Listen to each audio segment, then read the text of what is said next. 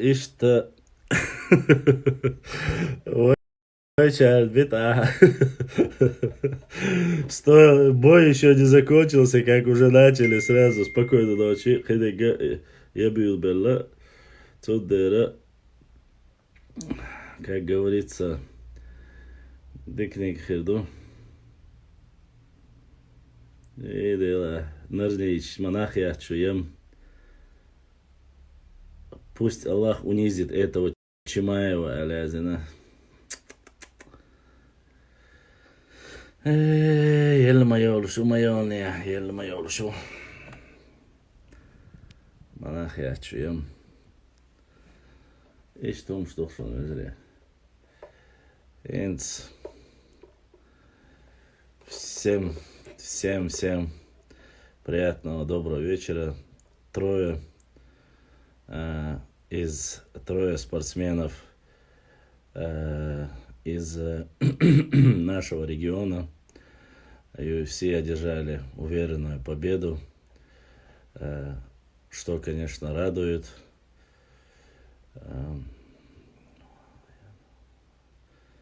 Да, нарнейцы написали под постом: добрый вечер. Привет, Танюш, привет. Короче, вот так вот. Еще разочек давайте я поставлю, чтобы вот так.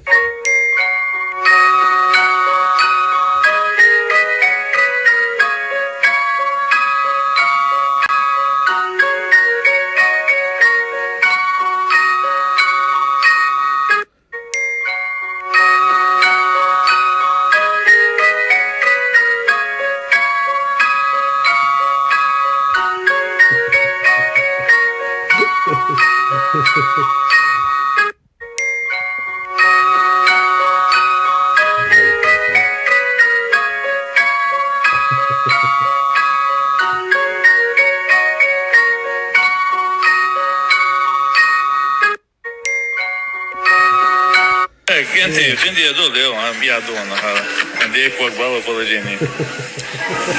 Короче, хал моду что начи.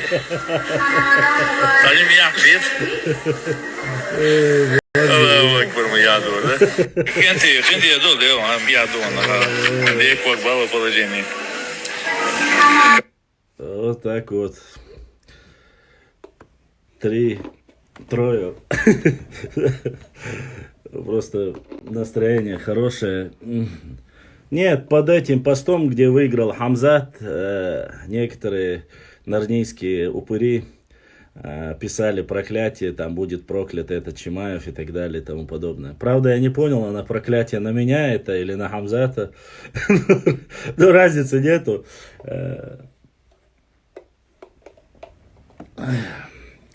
Кто бы то ни был.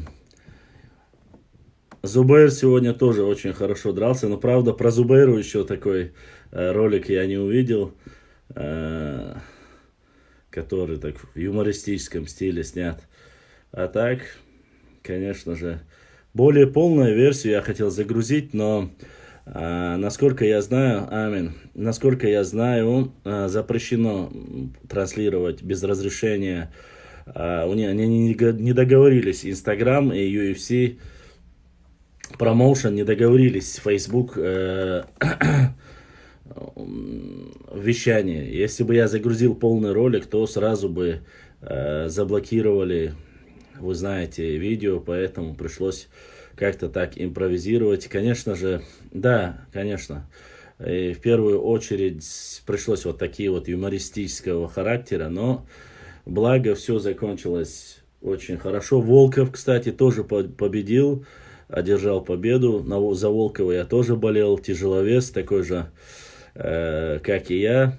Правда, вес чуть поменьше будет, конечно. 120 килограммов он, я 125, поэтому Волков тоже победил поляка. Ну, в принципе, сейчас дерется Ян этот, как его там, Петр Ян дерется, но надежда была на то, что он одержит быструю победу, но пока... Я не понял, кажется, идет третий раунд вроде бы. Или второй раунд идет. Ян сейчас дерется, да, абсолютно верно. Ну, китаец, что касается боя Хамзата, было все видно, когда он поднял его на бросок. И когда он разговаривал, просто держа этого китайца, он разговаривал непосредственно с кем-то, он говорил из октагона, за октагоном кто-то был, то ли он разговаривал с этим Даном, то ли с кем, я не знаю, но это было уже понятно, видно, исход боя был уже ясен и понятен. Ну, стоит отдать должное, китаец, конечно же, несмотря на то, что его укладывали спать, активно сопротивлялся, не хотел спать ложиться, но, как мы знаем, получилось так, что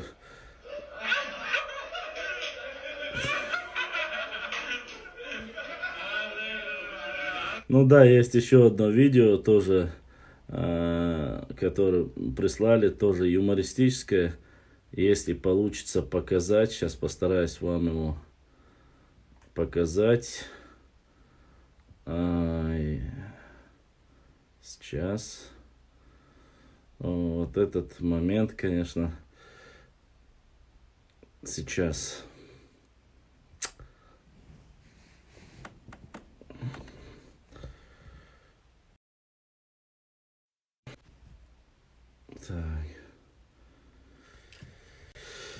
Так, рисковать дед, это китайцу. Ну, шечи, блядь, сейчас покажу.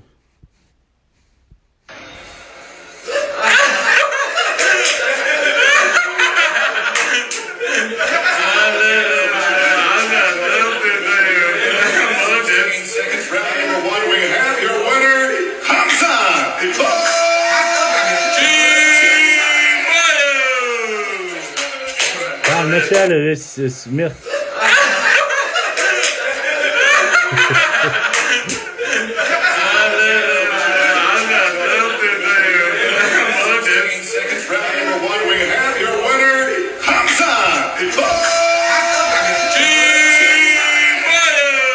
Там просто момент был сзади, когда вначале, посмотрите, видите, он сзади его ногой трогает. Вот так вот. А до этого он...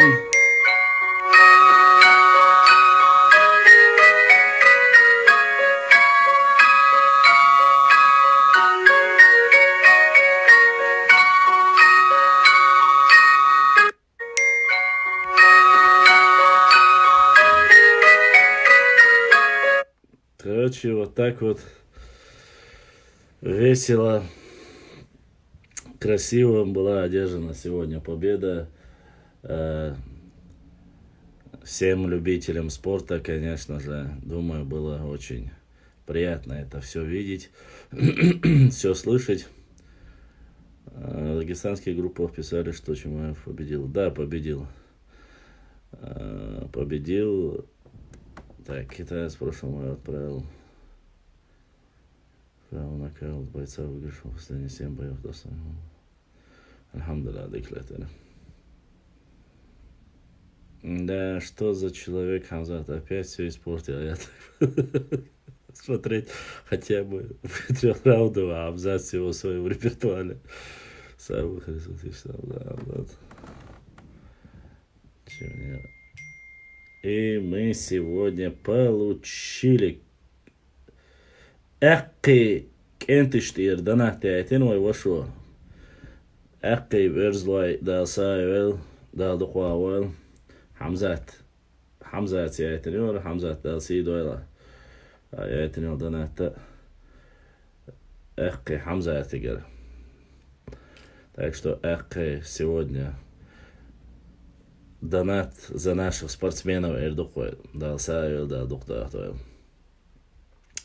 Конечно же, вне всякого сомнения, многие наши братья после победы Хамзата, многие прислали Орствай, которые проживают в Ингушетии, Духоболчара, сообщение Шайтин, Уириза, поздравлять Яшдал, Диаберти, Элч, О, Хазхиятта Бош, Духоболчар, Язайна, Орствай Махкер, غلغة مكر واستفاشك سلام مارشال دو ديريز خيل خزخيتي أشياء تنساب تشينش يشيش Таха дайла ишдик чуман тяха саму дайл чуман тяха гуттер бост бош хилилой. Вот.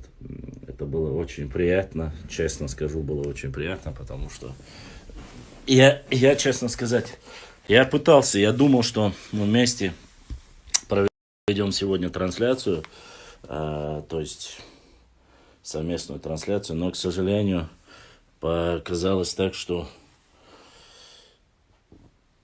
запрещено вести трансляцию во время эфира. Короче, походу Ян проигрывает, я так понимаю. Слишком дерзко себя американец ведет. Хотя черт его знает, что там будет. Вот так вот, как говорится, сегодня последний день октября прошел великолепно. Проходит великолепно. Прошел еще, говорить рано. Я надеюсь, что... Так, сейчас мы минуточку. Прошу минуточку. Сейчас будем... Ага. Так. Так. Тухугов тоже выиграл. Тухугов тоже выиграл. Ян выиграл. Ян выиграл. Да, выиграл Ян. Петр Ян выиграл тоже. Ян выиграл, да, только что он одержал победу. Не нокаутом, конечно, но выиграл. Наши, да, все выиграли. Триумф, так сказать. Лянга проиграл. Петр выиграл.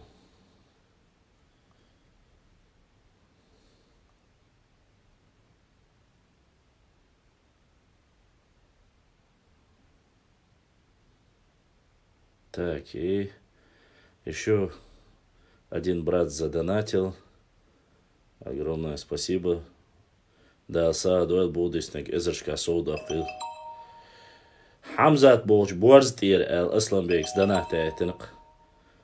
Хамзат Тулам Тир Эл Муса Бошел Борзу Данахтайтин. Да, Сайл Шушинайс. Как раз хотел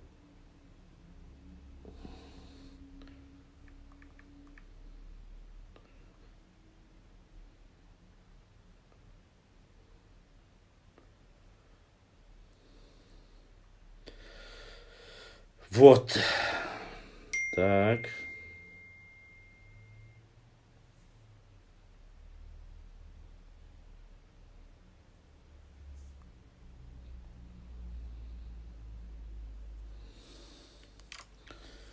Продолжим. Так вот. Ленга выиграл, да? Петр Ян выиграл. Ленга, я имею в виду того, которого отправили спать. Правда, не особо наблюдаю, честно, поднадоела эта тема с боями. Хочется видеть в наших и других областях. Абсолютно верно. Тут речь не об этом, конечно. Давно не было хороших, красивых, зрелищных побед. Просто многие там... Тут речь даже не столько о боях. Мне написал один брат, как говорится, что там, типа, он проиграет, он это, он то. Все-таки хорошо, что мы всего лишь предполагаем, вот, а остальное все в руках Всевышнего. И это, конечно, радует. Поэтому надо понимать, что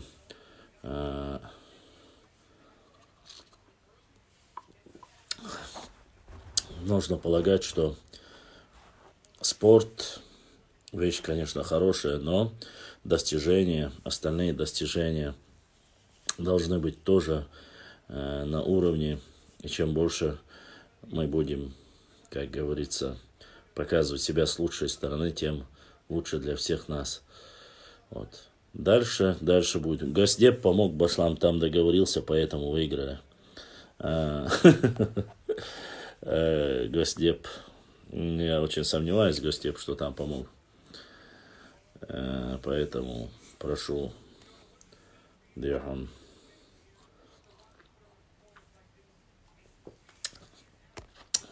Сегодня можно себе позволить,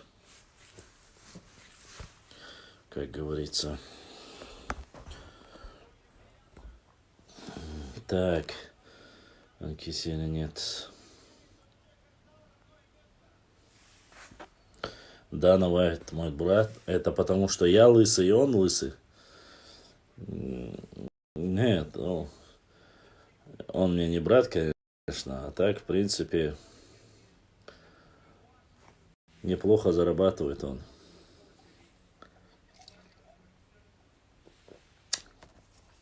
Ночью боя без игры.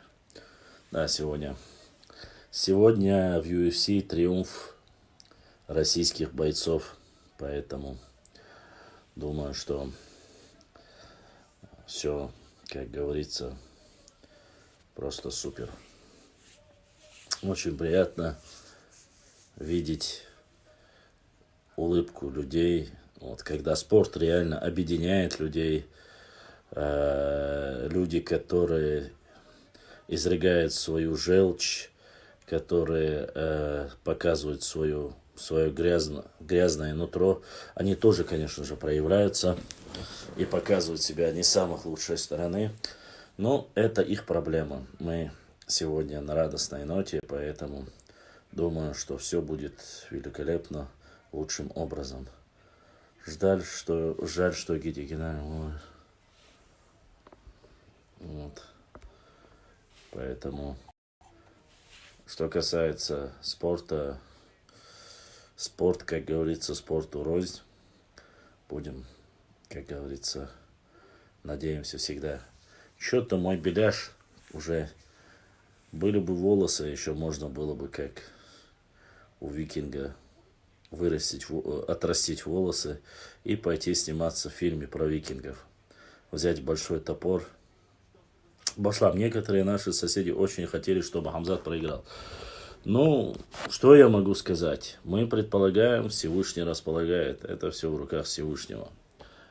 Мы не знаем, конечно. Это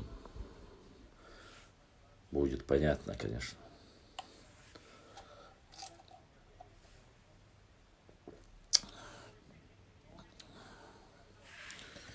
Ну, сегодня субботний вечер, прекрасный вечер. Конечно же, хотелось бы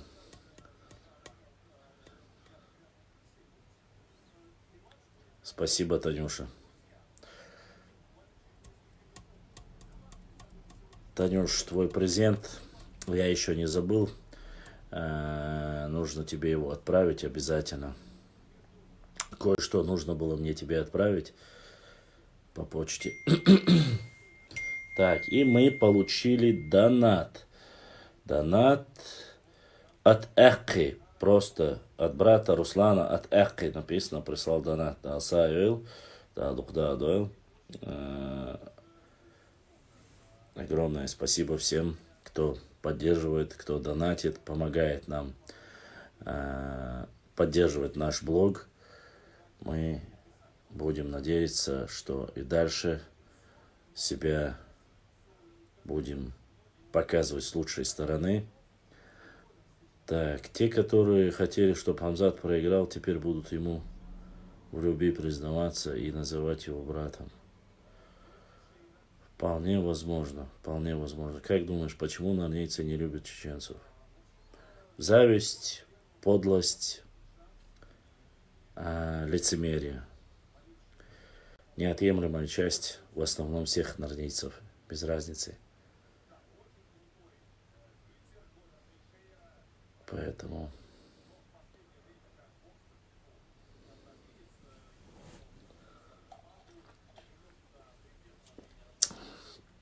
о, PayPal появился. PayPal, отдельно привет. когда PayPal появляется в эфире, он всегда задает один и тот же вопрос. Дошел ли его донат до меня, то есть через PayPal? Никогда он не отправляет, но просто зайти, сказать, это его фирменная фишка. Конечно, он себя записал не как PayPal, но мы его так называем.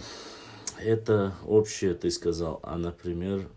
Это общее ты сказал, а например, не понял я, что это такое. Это общее ты сказал, а например. Кому это? Кому этот вопрос? Вот. Неделя позитивных, так сказать, наших эфиров. Ну вот я же сказал. Нет, к сожалению, брат мой, PayPal, валикум ассалам,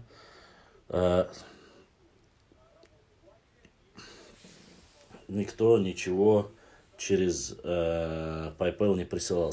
Европа спит, Канада спит, Америка спит. Так что и брат Шаройский туз, как всегда, только он появляется в эфире, и Шаройский туз всегда в своей манере поддерживает наш канал. Да, духуахуал. Про нервницу я имел в виду, про общие зависть и так далее. Ну а что еще может быть? Зависть, подлость, валикум ассалам. Вся гниль, которая в них есть, что о них можно еще сказать? Больше я не вижу никакого смысла. Вот понимаете, люди, которые выросли на лжи, на сказках, что они могут делать? И им уже повзрослевший, когда ты говоришь, да, Аслан, он заходит каждый раз, спрашивает, тут тема какая, когда через PayPal приходит, сверху сообщение спускается у меня. То есть прямо в эфире я вижу, если другое там сообщение, мелодия приходит, а здесь прямо спускается. И я-то знаю, что он просто вот принципиально заходит, чтобы сказать, что через PayPal я это инициативно. Выжили дикка бувентахан. Да, 3 победы. Вот. Эти люди с самого детства, вот сейчас, так, это за PayPal, а то надоел, чувас. Брат прислал через PayPal, вместо PayPal отправил другой ногчи брат и сказал, надоел, что вот пришло сообщение, вы получили через PayPal. Другой брат задонатил за него, короче. Я знаю, что это точно не PayPal. Они всю жизнь, как привыкшие, которые врать, выросли на этих сказках. Но есть определенно, они бывают в каждом селе, бывают в каждом городе чудаки, которые вечно рассказывают какие-то вот такие сказки и байки. Вот. Они выросли на этом, всегда всем врали, и все с ними соглашались, смеялись, то, что они говорят. А тут уже, понимаешь, взрослые люди начинают говорить, что ты слушай, ну... Понимаешь, что ты врешь, ты нарнист, ты сказочник, поэтому все вот так и происходит. Сейчас должен быть главный этот бой, тот, который победил Адесanya, Ян Блахович, кажется. Да, ну, я скажу вам, рыжий боец неплохой. Один из, я сказал, рыжий, да, Адесanya. Это тот, который выиграл у Адесanya. Так, вот. Ты заметил, что орсы, у которых матери, бабушки, индушки, они говорят, что они ингуши. А те говорят, что они... Да, есть такая тема. Это немножко, конечно же, странно. Но в основе своей орство алсмобу, поэтому... Тут никаких сомнений нету. А чем Романов лучше Рашкина? Идут по... Аллах, это бой наши генты. Амин, амин. Ну, сейчас идет этот последний бой Яна Блаховича, или как и Блаховича. PayPal ночи дождь делду поидбешь. Да, честно, братья мои, я понимаю, что мне просто приятно, как я вам говорил, что кто бы ни проживал в Европе, в Канаде, мне есть подписчики из Америки, вы знаете, лезгины, есть С Канады есть ночью подписчики наши. Очень приятно то, что вот, несмотря на огромные расстояния, несмотря на все, что наблюдают, смотрят, слушают, вот, и это очень, конечно... Да, Махачев тоже победил, кажется, он победил, болевым приемом победил он. Может, еще раз на повтор победы. Тань, ты имеешь в виду ролики посмотреть? Ну, есть вот такие вот. Kendi еду, да, я думаю, где как было положение. Короче, хал моду, что начали. Салим я хлеб. Аллаху акбар, я думаю, да. Kendi еду, да, я думаю,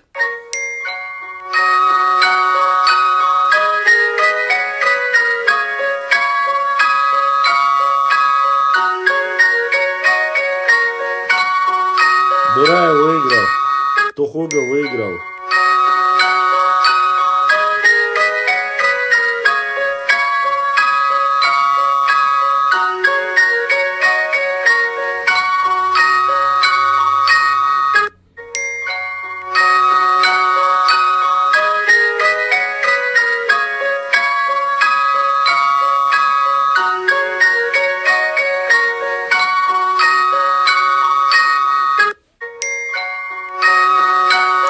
И вот во время оглашения победы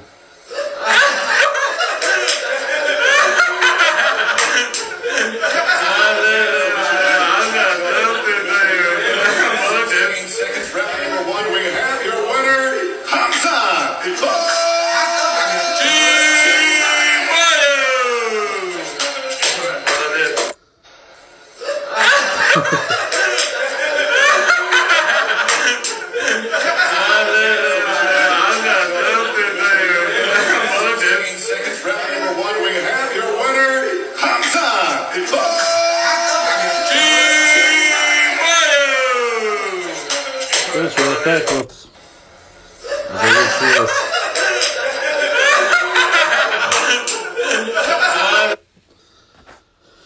Вот так закончился бой. Вот так закончился бой. И это было уже... После этого был еще Махачев тоже дрался, он тоже завершил бой. Ну, есть красочные бои, есть такие зрелищные бои. Кто-то до конца, кто-то не дожидаясь победного конца. Поэтому мы увидели великолепное выступление бойцов.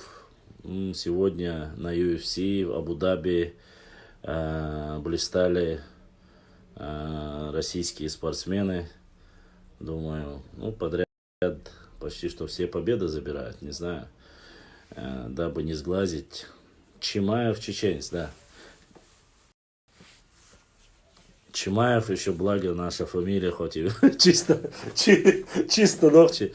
И вот дерется последний рыжий боец Ян Блахович. Это бой, это последний бой. Рыжий, короче, на стадионе Баса. Рыжий выходит на ринг. Надеюсь, что он победит, конечно же. Да, вот сейчас покажу вам, как это все.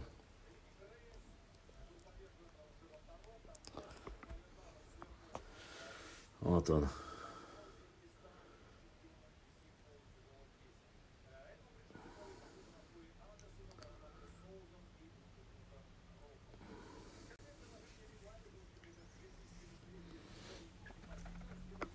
Короче, так и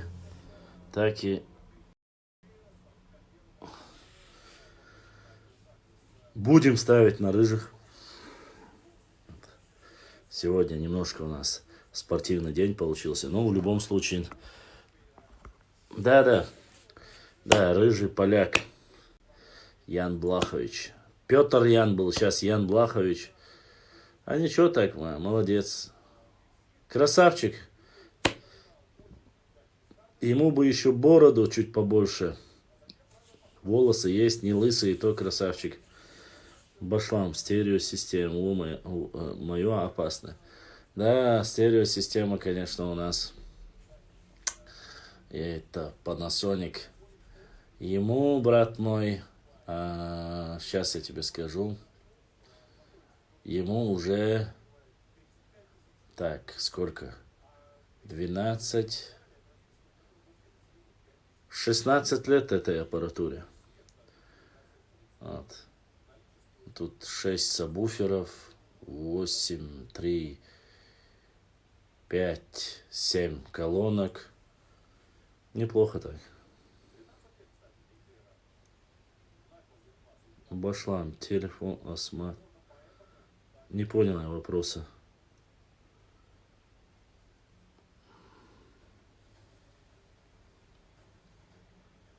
Ян Блахович против Гловера Тексира.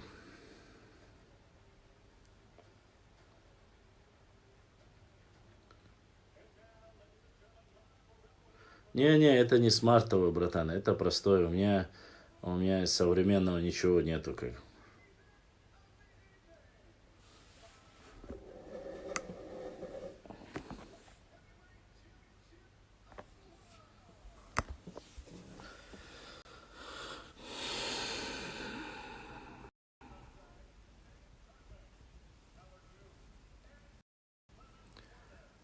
Вот как в старые добрые советские времена. Вот так вот.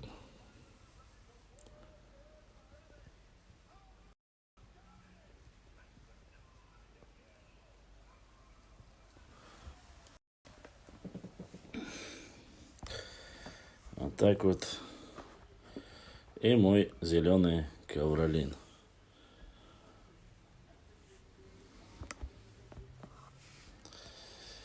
Муслим, свет ты отца, я поделюсь тебе немножко своим светом. Да, картины, это природа моя, это напоминает.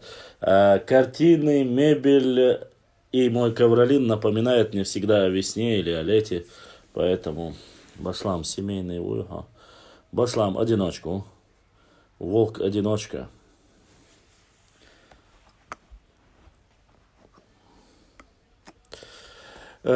Честно скажу, Муфой, мой любимый цвет это зеленый. Что касается мебели, что касается ковров, вот таких домашнего интерьера, я очень люблю зеленый цвет.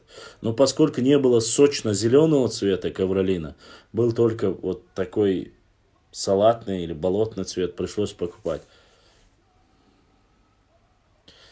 Ну, все, что у меня есть здесь, где я живу, всем моим вещам не меньше, наверное, лет 16-17 лет. Всем. Ничего не обновлено, вот все вот у меня. У меня даже этот магнитофон с кассетами до сих пор есть. И кассеты у меня есть, аудио, то есть лентовые есть.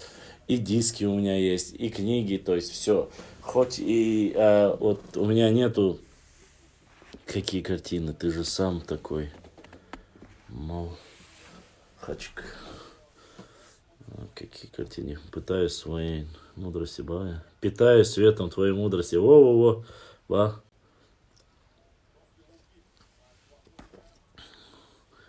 Майфо.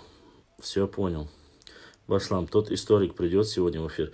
Я не знаю, Расул Альдеев. Вчера он попросил, что придет. Я не знаю, он резко зашел. Я его попросил зайти в эфир. Он сказал, что надо было поставить на зарядку. Ну вот и вчера не получилось. Может, зайдет сегодня. Граммофона у тебя нет. Нет, граммофона нету. Граммофоны были намного раньше. Вот. Да, это классическая горка. Вот вся вот это как по старом стиле у меня, как говорится. Ничего нового, как говорится, нету. Ну, я так понял, что по другой ситуации никак не получается. Ян Блахович пока проигрывает, короче. Он в стойке. Не самая лучшая позиция у него, конечно. Бразилец, как говорится, по крайней мере, пока побеждает. Рыжих бьют, и не говори, не знаю даже, как помочь.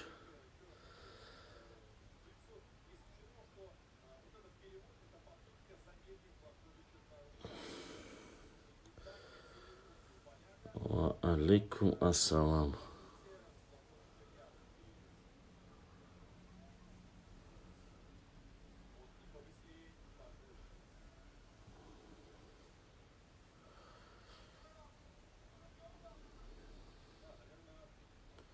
Вчера кинул нас и сегодня спать пораньше ушел, а мы здесь сидим и ждем его с нетерпением. Круто живешь, брат.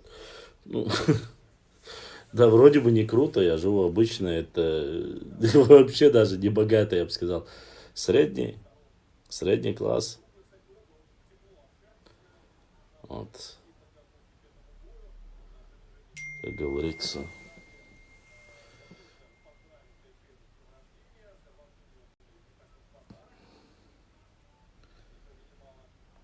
В одном из интервью Густавсон, это тоже один из моих партнеров Хамзата, они занимаются уже долгое время в одном и том же зале. Так вот, Густавсон, будучи тогда еще звездой промоушена, говорил, что Хамзат один из самых талантливых бойцов, которых Сейчас я Густавсон отвлеку. вообще когда-либо видел в своей жизни. Помимо Густавсона и Ризы Мандади, Илья Латифи также является одним из моих партнеров Хамзата. Но то, что сделал Чимаев год назад, это совершенно феноменальное, я бы даже сказал, явление в смешанных единоборствах. Только вдумайтесь, он дебютировал в промоушене 16 июня.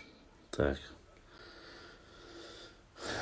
Ролики как шли, так и идет. Ладно. Башлам такой вопрос. В сегодняшнем понимании понятия нации так ли важен ДНК-тест? Думаю, что важен ДНК-тест. Почему? Потому что именно ДНК-тест показывает и доказал, что вот эти сказки, легенды, о происхождении некоторых тайпов, которые якобы пришли или там являются иноверцами, оно абсолютно не подтвердилось и оказалось недостоверно.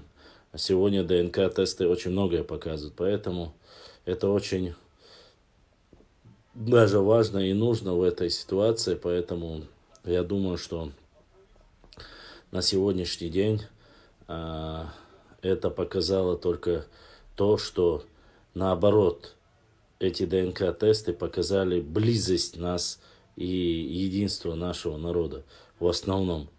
Вот. Ну а если нет, если человек не является нашей нацией, ну, значит, по крайней мере, для него самого это хорошо знать, когда и что, от кого все они произошли и где, как говорится, его корни. По мне, она играет в формирование, как говорится, и проверки очень значимо. Особенно где в тех регионах, в котором там преобладают вот эти мифы, легенды, сказания. Хартайп ишдуй, хартайп цендуй, хош хабяхкин мабах, хош гарду мабах, вожду мабах. Вот эти разговоры, конечно, они немножко надоедают. И пока не появляется ДНК-тест, все бывает намного сложнее. А сегодня мы уже можем спокойно говорить об этом и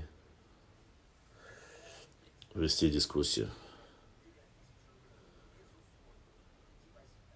Хорезм, махляцы, да нет.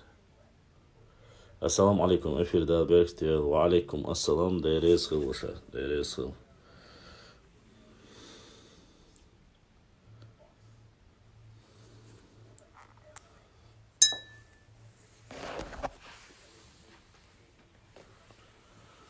Можно ли определить национальность по ДНК? Ответ нет. Любой профессионал генетик скажет, что национальность по ДНК не определяет. В генном нет нуклеотида, отвечающего за национальность. Я со вчерашнего дня, Таня, только об этом и говорю. Почему-то некоторые пытаются меня переубедить. Все ДНК-проекты, которых я занимаюсь и с которыми я говорил, они говорят однозначно так. А как объяснить, что у некоторых исконно чеченских разные гаплогруппы? Это очень просто. Ибрагим Сулейманов. Дело в том, что ситуации военных, когда были войны, об этом мы знаем, погибали, многие мужья погибали, многие возвращались, кто-то воспитывал детей у своих, кто-то нейнхуашка воспитывал, вырос полностью. Разные ситуации бывали. И вот таким образом те, кто воспитывал, те, кто давал больше внимания и больше, как говорится, вырос, воспитал. Некоторые люди пытаются, там, говорят, что он из нашего и не нашего тейпа. Вот так получается. А что касается научного подхода, наверное, это обосновывается тем, что в любом случае в основе своей у нас одни и те же тейпы, везде же записано, как братья, совпадений очень много. Валикум салам, Германия, Рвежрешка, поэтому ничего удивительного нету. Это лишь говорит о том, что, по крайней мере, в основном наши тейпы все являются родственными, являются одним народом, ни больше, ни меньше. Вот это самое главное и самое нужное.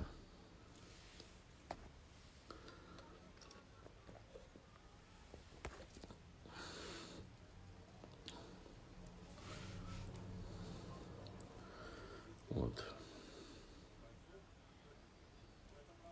Не знаю, я нарнийскую гаплогруппу не проверял.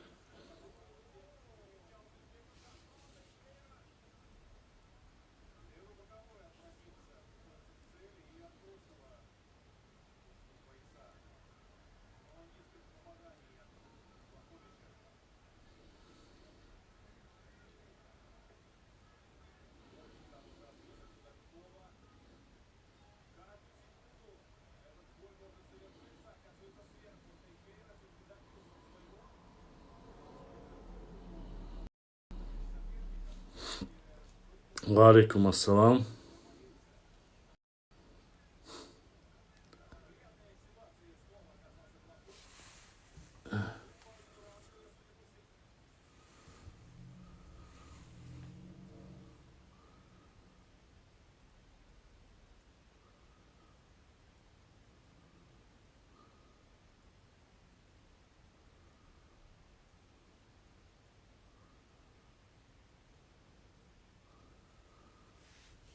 Все, Ян Блахович проиграл.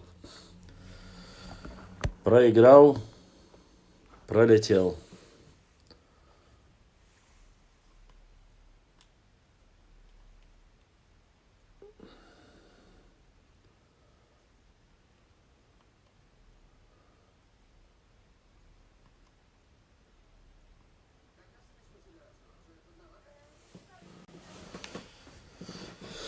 Так.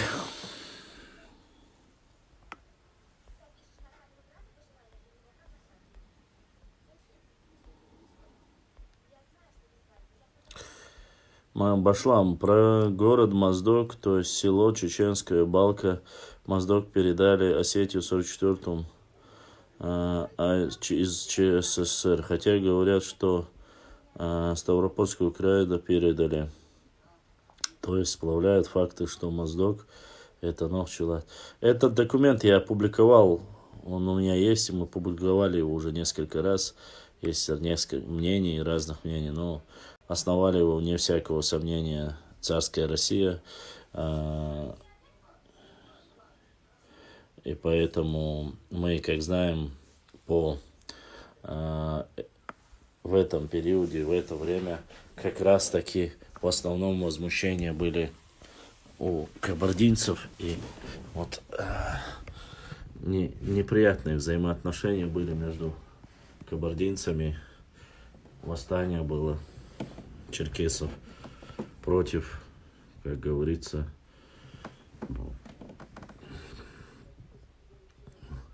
за Моздок многие говорят. Да, я знаю, проиграли.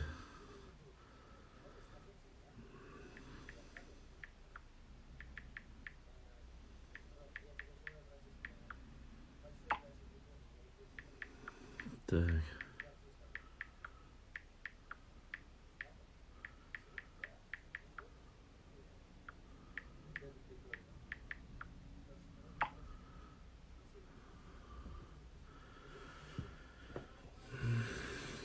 Ладно.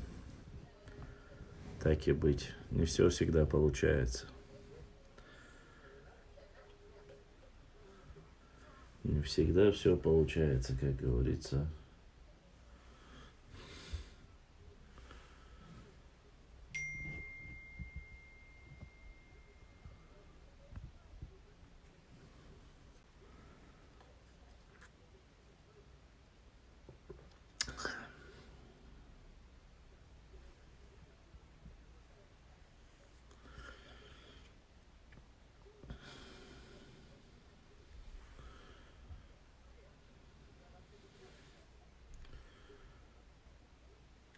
Историю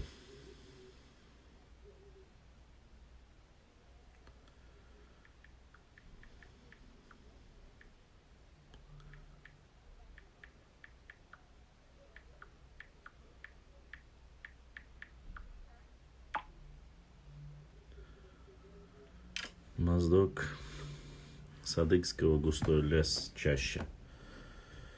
Ты зачем пьешь пластиковые трубки и загрязняют экологию? Загрязняет экологию, когда все это выбрасывают. Я никуда ничего не выбрасываю. Амин. Второстепенный вопрос. Сначала основателя установить все наши земли, а потом заберем. Там почти все чеченцы. Слово «заберем» — это некорректный вопрос и неправильный вопрос. Одно дело изучать исторические процессы, вести дискуссию. Заберем Бог, что Амин Шмади. Из-за этого возникают большие провокации. Хачруай чисто ночью тайпдух, что знать. Не знать, о них написал я или нет, я не помню, конечно же. Давала, делавал, да, потом.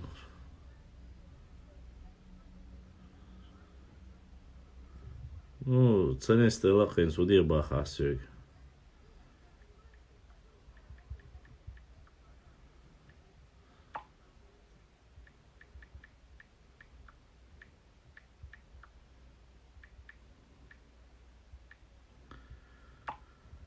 Доверяй, но проверяй, дух по жизни всегда только можно себе верить. Ни больше, ни меньше.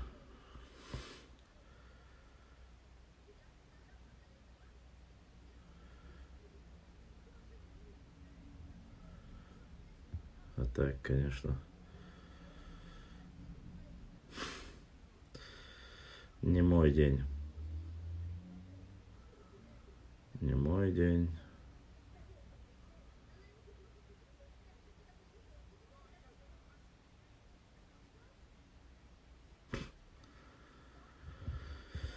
Ладно.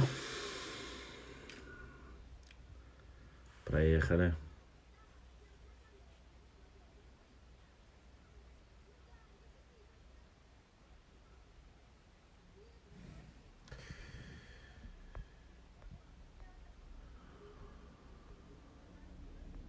А мне не нравится провокация, потому что провокация под пустыми аватарками делать.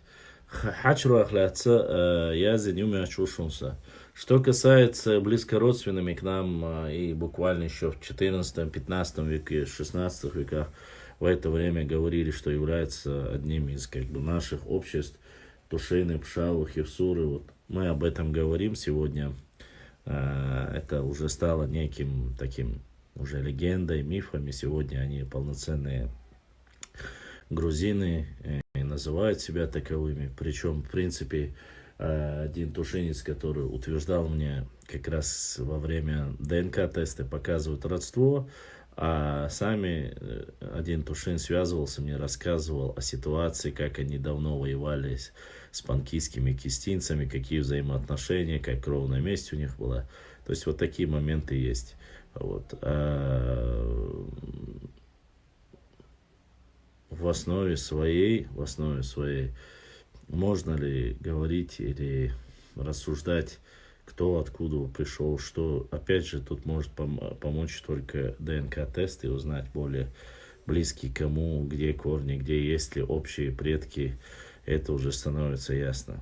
Опять же, мы столкнемся с такой проблемой в истории. Ну, люди, которые себя уже называют иначе, возьмем тех же бацбийцев, старшее поколение более или менее еще признает, что они являются представителями, там, грубо говоря, называют себя войнахами. Вот, а они считают, что вот есть там Нохчи, есть Ола, и есть там непосредственно они бацбийцы. Вот. Но старшее поколение, молодое поколение, когда я общался, он говорит, они уже даже и не признают, что они являются там войнахами или что-либо. Они говорят в основном, большинство своем превалирующее, что они грузины, то есть они огрузинились. Вот, хорошо ли, плохо ли, там, надо это сделать, надо, ничего не надо делать. У каждого человека сегодня есть выбор, кем стать. Вот это как и в политическом, так и в другом.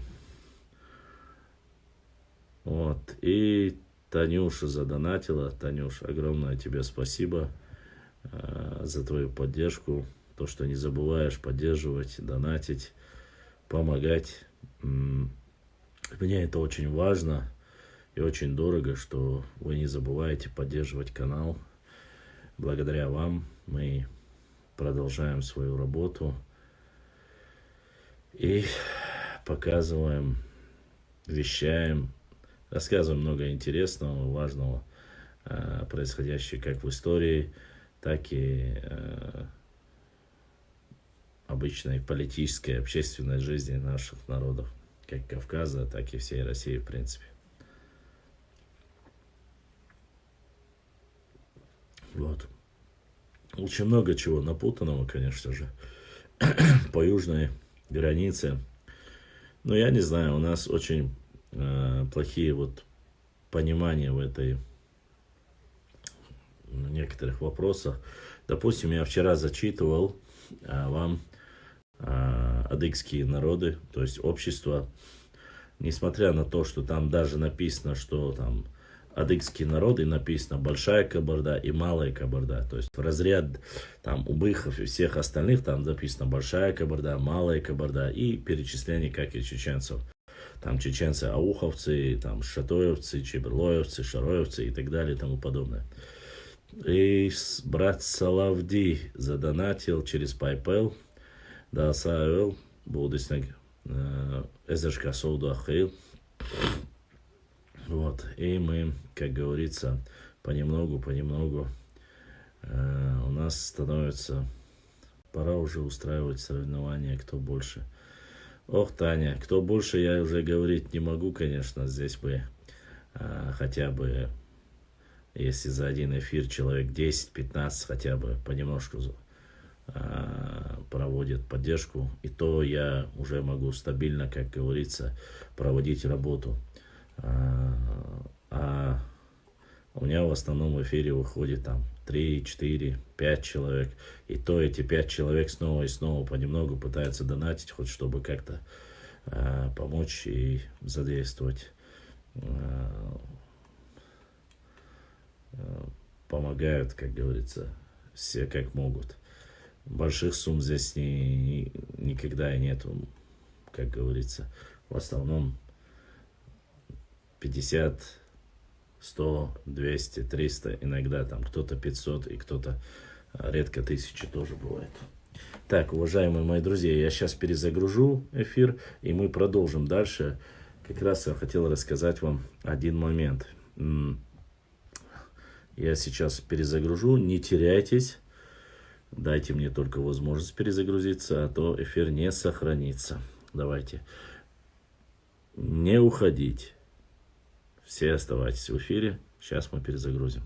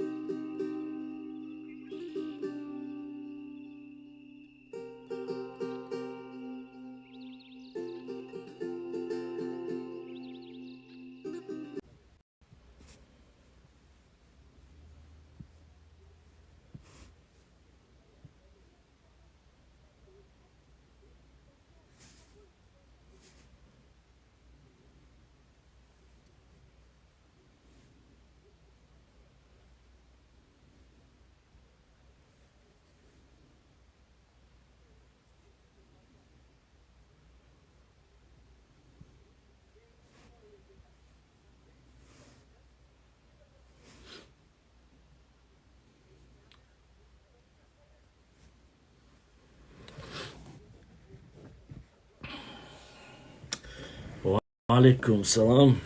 Спать некогда. Надо работать, надо пытаться что-то делать полезное в жизни. Да. Ставить нужно только на своих.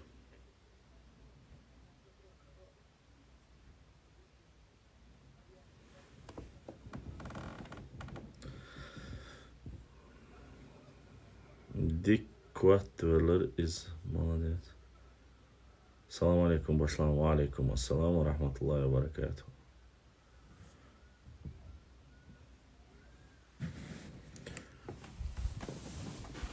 Чтобы у меня уже, как говорится, затекают ноги.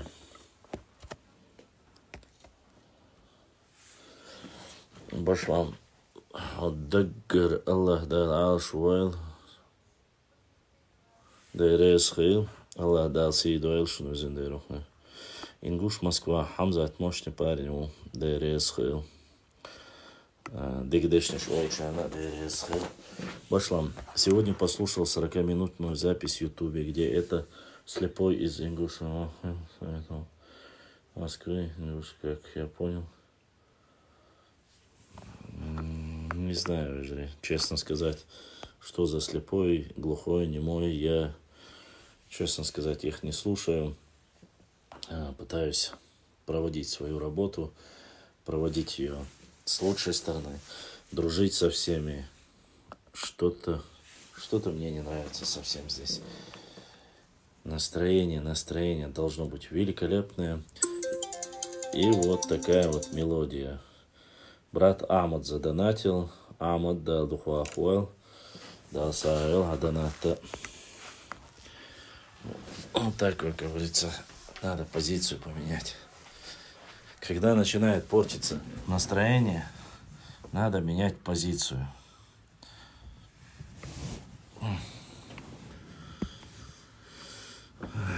Нет худа без добра. И всегда нужно надеяться на лучшее.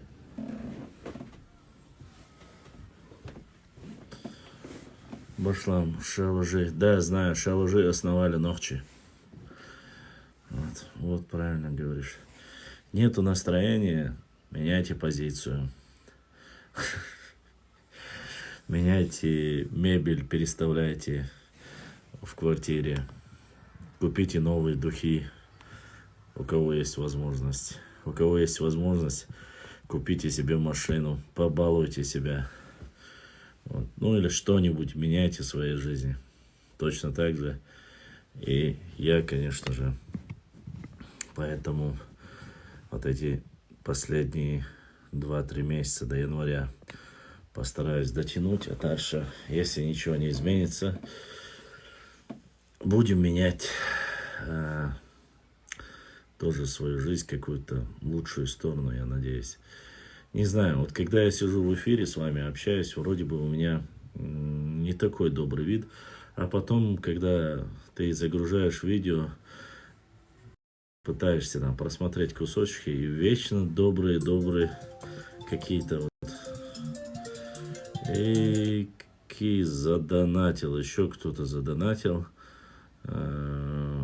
Аллах да саду будущник эзершка соуда кил. Сегодня какой-то Борис задонатил, а там какой-то донат был ББ и Р там что-то было. Я так и не понял. Это вот Руслан Борисович Б написано. Я так и не понял. Сегодня днем поступил донат. Руслан Борисович Б написано. Ну, Руслан имя меня немножко засомневало. Борисович, я не знаю, вот Борисович или нет. И последний неизвестно, фамилия какая неизвестна, но начинается она на букву Б. Это меня немножко сегодня улыбнуло. Я, конечно, подумал, как всегда, не о хорошем. Подумал, неужто Руслан Борисович это Бузуртанов. Вот как-то вот так посмеялся. Ну, кто-то еще, так сказать, да, в 4 часа дня было это. В 4 часа прислал он. Вот, кто-то задонатил, так сказать, 50 центов, я так понял.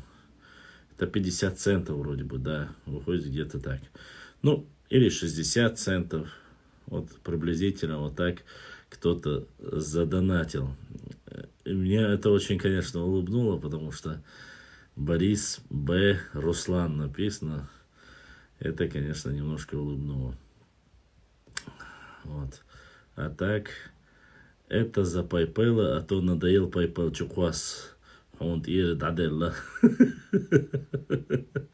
Брат Муслим ему написал через PayPal, говорит, он дадела, алязина.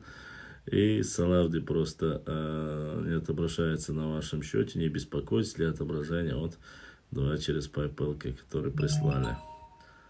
Черкиз. Ага.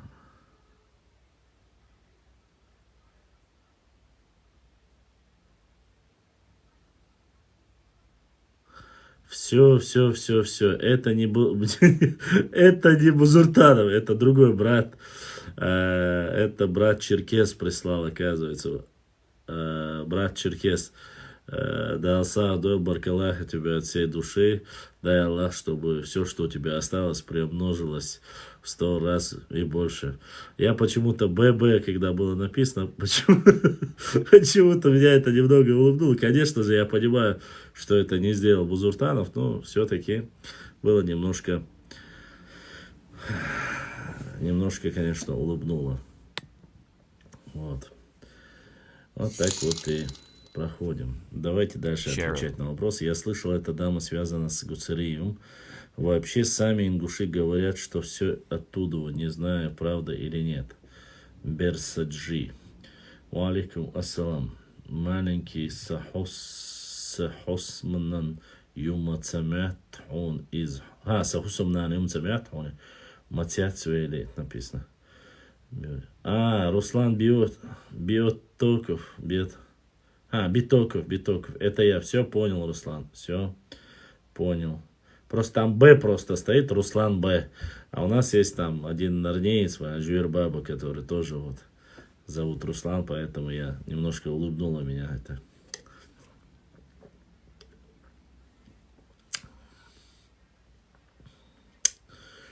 Вот. Давайте продолжим. Продолжим.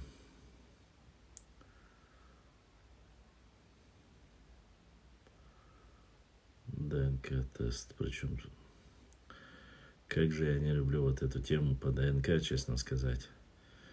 Она не сильно меня радует.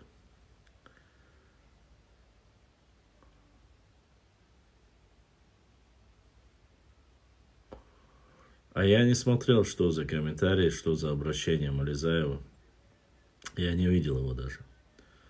Честно, не видел. Сегодня целый день был. Ассаламу алейкум, Башлам. Как ты, брат? Я хочу поздравить весь чеченский народ с победой Чимаева. С уважением, братья лезгинов. Ва алейкум ассалам. Огромная благодарность братьям лезгинам за поздравления наших спортсменов UFC. Огромная благодарность вам, братья лезгины. Что там было? Что касается Мализаева, я не смотрел, я редко захожу, я написал пару постов по разной тематике. И сегодня у меня был очень такой, как вам сказать, депрессниковый день, наверное. Вот вечером немножко настроение поднялось, когда, так сказать, наши 3 спортсмена выиграли. Честно сказать, я поставил на всю российскую команду, но один из моих промоутеров, так сказать, который попросил я сделать так, как я хотел, вместо этого поставил на еще этого Яна Блаховича, а он проиграл. То есть вот так подпортил, как говорится, мой промоутер, который должен был поставить только на российских, чеченских спортсменов. Он подпортил, как говорится, работу. Ну да ладно. Нет худа без добра. Главное, наши победили что-то.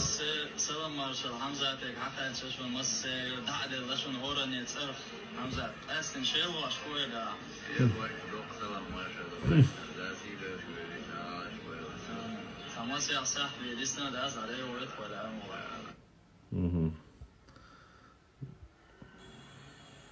Соответственно, после обновления топа Хамзат порвется снова. Ну, то есть Хамзат. Уже Ленинг после второго боя идет пить китайский чай с Дэйном Уайтом.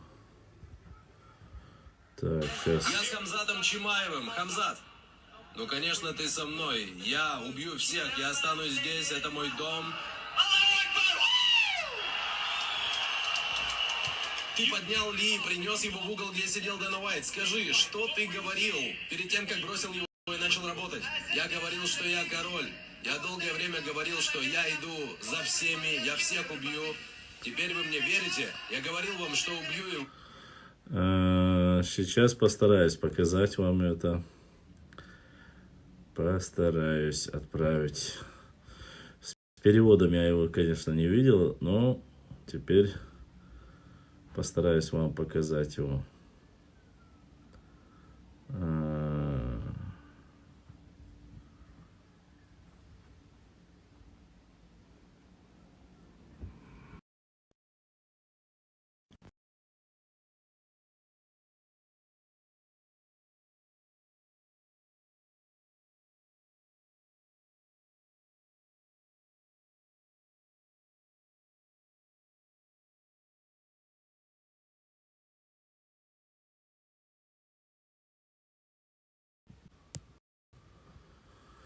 Так.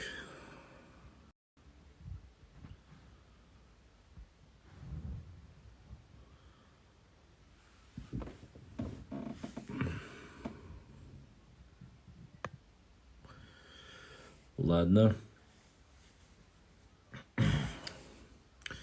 Вернемся на грешную землю. Мы все здесь. Мы все на месте. И так вот. Ну, давайте постараемся посмотреть. Я с Хамзатом Чимаевым. Хамзат, ну, конечно, ты со мной. Я убью всех, я останусь здесь, это мой дом. Ты поднял Ли, принес его в угол, где сидел Дэна Уайт. Скажи, что ты говорил перед тем, как бросил его и начал работать? Я говорил, что я король. Я долгое время говорил, что я иду за всеми, я всех убью. Теперь вы мне верите? Я говорил вам, что убью его. И сделал это. Он уснул, бро. Давай посмотрим на твою работу. Ты забрал его спину, начал душить, поменял руки. О, вот, смотри. Брат, ты разбираешься в этом, это борьба. Я понимаю, но вот здесь ты пошел, ты понес его. Ты ведь мог сразу же повалить его. Да, я мог повалить его раньше, но... Я хотел поговорить с Дэной Уайтом, он там что-то сидел в телефоне. Брат, не пропускай мои бои, не надо сидеть в телефоне. Потому что все, что угодно может произойти в любой момент. В каждую секунду боя я мог забить его или нокаутировать, знаешь. Хамзат, ты доказываешь, что ты серьезная проблема для любого в этом октагоне. С кем бы ты хотел провести свой следующий бой? Со всеми, с любым. Я иду за всеми. Я убью их всех. Я чемпион, я король здесь. Леди и джентльмены, он пропустил один удар за 4 боя в UFC. Аплодисменты Хамзату Чимаеву. Do you believe him now? Every word he has said before his fights, he is backed up in the octagon, not on... Я с Хамзатом Чимаевым. Хамзат. Ну-ка. Как-то вот так вот. То есть человек как раз таки для этого, для публики UFC, так сказать.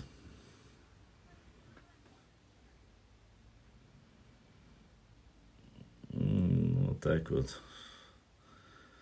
Это что было? Это вот так. Директ хажа. Сейчас, брешка.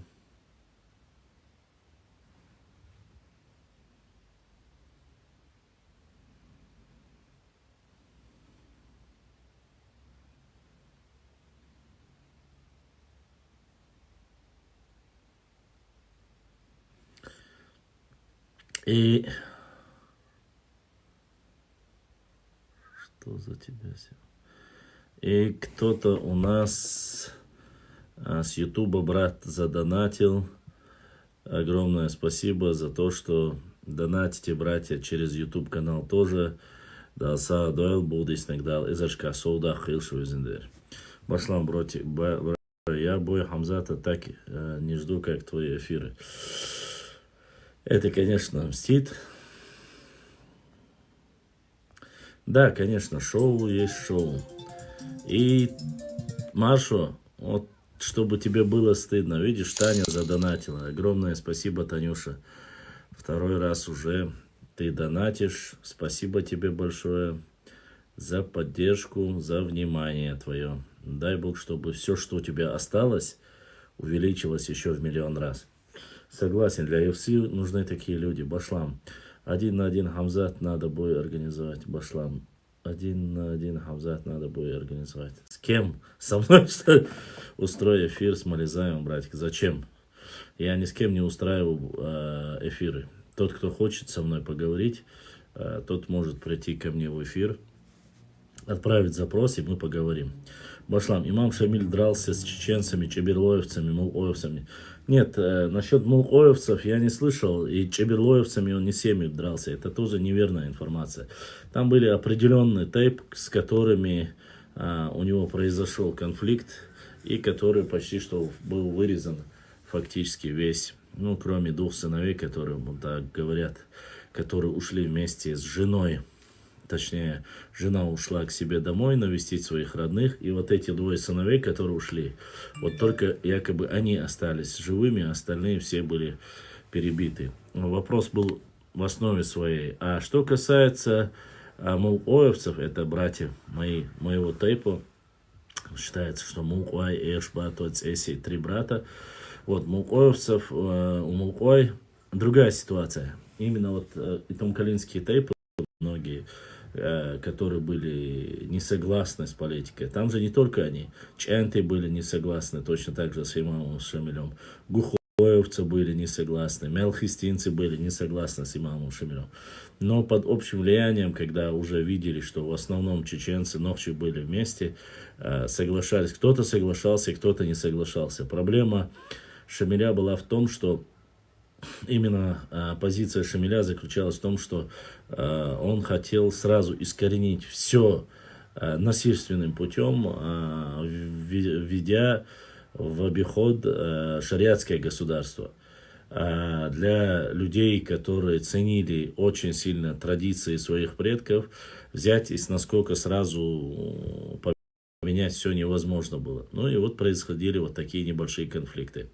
Башлам, надо было все донаты на Хамзата ставить. Суетолог. Во-первых, у меня не так много донатов. У меня то, что было, очень маленькое количество было. Я поставил. Точнее, я сказал, чтобы поставили. Но он взял из-за того, что коэффициент Хамзата был слишком маленький. Он был на 1,13. То есть 1,13. Если бы ты даже поставил 1000 рублей, то ты выиграл только 1300. Он взял несколько человек. Я ему сказал поставить даже на 3, чисто ночи 3 спортсменов поставить. А он поставил на всех 3 и чеченцев. И плюс еще взял Яна Блаховича, чтобы был высокий коэффициент. Ну, 3 чеченцев выиграли, а Ян Блахович проиграл. И этот коэффициент весь сгорел. Ну, что поделаешь. Не надо было делать, это неправильно, харамно. Ну, вот я что заслужил, то и получил. Таня от меня как раз и задонатила. Не веришь, сам спроси. Я очень сомневаюсь, что Таня задонатила от тебя. Таня обычно от себя донатит. Так, Леннон. Так, угроза UFC он. Давайте не будем ля-ля-ля. Правильно, Танюша говорит. Ассаламу алейкум ва рахматуллахи ва баракату. Масер бюстейгал. Аллаху акбар. Ва алейкум салам ва рахматуллахи ва баракату. Хайоил бюстейгал. Вот такой вот веселый парень. То есть он для этого промоушена именно для UFC создан. Такой вот веселый парень. Хамзат наш чеченский волк, конечно. Очень приятно видеть, что он себя показал. Лошадь, на пересадку вот собираешь донаты, это правда. Берсаджи, боюсь, что не хватит донатов для пересадки волос. Слишком много придется собирать. Нет, неправда. Я не собирал донаты для пересадки волос. Может, у тебя есть проблемы с этим? У меня нету. За свои кровные отвечаю сама. Могу за тебя уснуть брату Башламу надо? Брат, есть еще 3 брата. Чанты, Зумсой, Тумсой. Да, это и Тумкалинские есть. Но это, как говорится, мы это в основе своей легенды. Мы говорим о легендах. Башлам, не говори, что ты экспресс сделал. Не я сделал, суетолог. Поставил тот, кого я попросил, сделал экспресс-сетку, и все выиграли. Ян Блахович накрыл всю сетку. Башлам, он... Кто это? Зря вы Яна туда вписали. Согласен, зря. Но сейчас уже что поделаешь.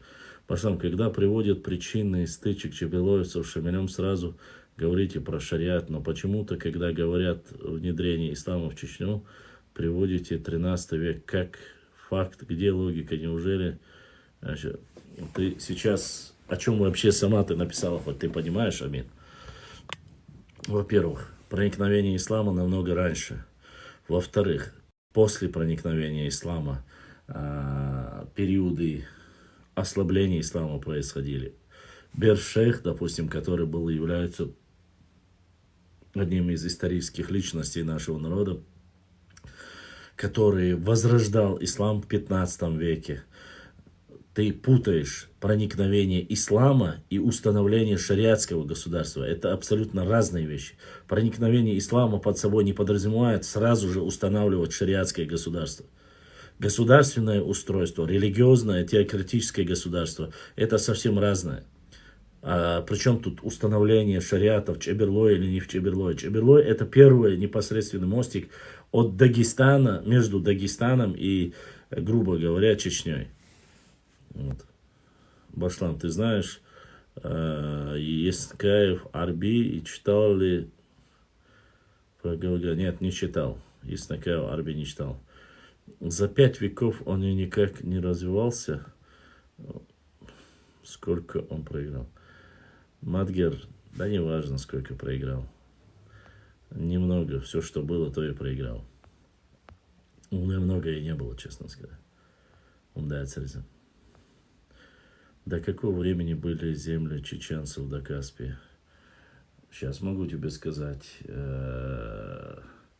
До вторжения татаро-монгол, после 15-го и до Ермолова в основном.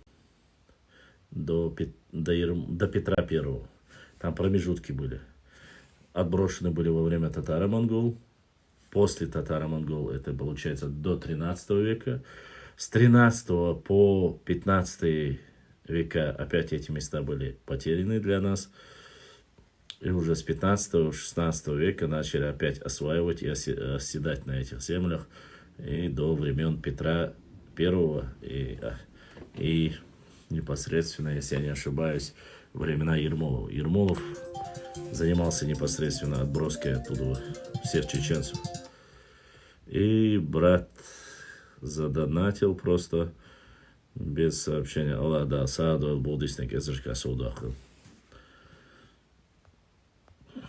Маршу, дай ему своих пару лысый рыжий до прихода русских. Хамзат в ринге, а Башлам в эфире. Да, есть такое дело. Факты ж мои, факты ж. Какой ты сегодня активный суетолог. Башлам, ты знаешь, Еснакаев, не знаю я Еснакаева, не читал я. Таня Суичужи. Таня, давай. Суетологов. Я прекрасно понимаю, я единственное не понимаю, почему Шамиля считают человеком, который принес... Шамиль не принес шариат. Шамиль устраивал шариатское государство. Ты не понимаешь? Устраивать государство и принести шариат — это совсем разные вещи. Пойми ты. это разные вещи, и по-разному к нему каждый относится. Вот. Устанавливать...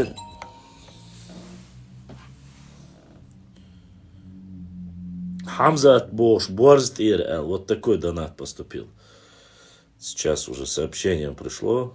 И написано Хамзат Бош, Борзт ИРЛ. Донат задонатил брат Асламбек. Вот так вот. Сообщение зачитал в стриме. Это разные вещи. Да и не во всем Чаберлое он воевал. Там определенно говорит: ассаламу алейкум, Башлам, как ты? Как дома, родные? Надеюсь, ты меня не забыл. Барбарос, ва алейкум салам. Ник твой помню. Забыть я никого не забываю, если из старых подписчиков. А так домашние тоже потихоньку живой и здоровый. Хотя Чабело считается вторым по счету после Акки, кто принял ислам. Да, так и есть. Еще раз прошу не путать принятие ислама и установление шариатского государства. Это абсолютно разные вещи. Ислам был принят первый, второй монастыря. По географическому расположению они должны были быть первый, второй, второй, там, третий и дальше, дальше, дальше. Баслам, хотелось бы услышать твое мнение, как считает пандемия коронавирус, это игра или мы идем к концу света? К концу света не знаю, но могу сказать, что вирус есть, и что есть огромное количество людей, которые умирают, и люди просто-напросто не успевают даже хоронить. Что он делает и как он развивается, здесь уже совсем другое. Я думаю, это медики могут лучше пояснить. Я так думаю, что он атакует именно те хронические заболевания, которые есть у людей, и, так сказать, приближает исход, так, если правильно будет, отправляет на тот свет чуть раньше, чем бы стоило ожидать именно этот вирус. Тогда не нужно называть причиной противостояния чаберлойцев Шамилю внедрение шариата. Без всякого Шамиля там определенно могло его придерживаться. Нет, это так и есть причина. Другой причины, чтобы Шамиль мог уничтожать или возненавидеть чаберлоевцев, по сути своей нету. И причина этого описывается только одна. О том, что был конфликт между Шамилем и представителями непосредственно наибами Шамиля и представителями этого тейпа. Поэтому думаю, что это является причиной.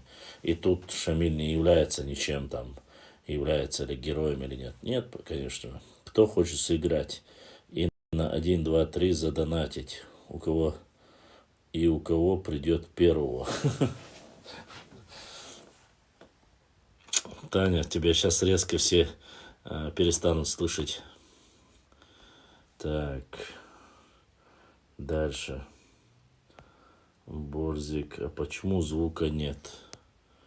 Сериал, который собираются снимать в Турции, Шамиль курируется. Нет, я не знаю, честно, да или нет.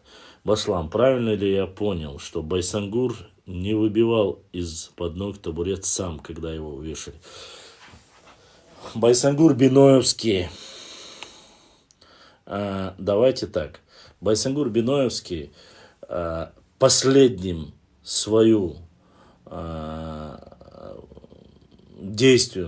последним действием Байсангура Биноевского при жизни было, что он не позволит какому-то, как ты или кто-либо тебе подобный может сделать такое и как бы показать его никчемность, сделал, откинувшись, нанес удар последний в челюсть тому, кто после получил награду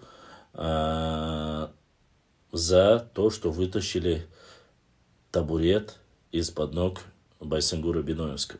Да, конечно же, мы во время общения узнали кое-что новое.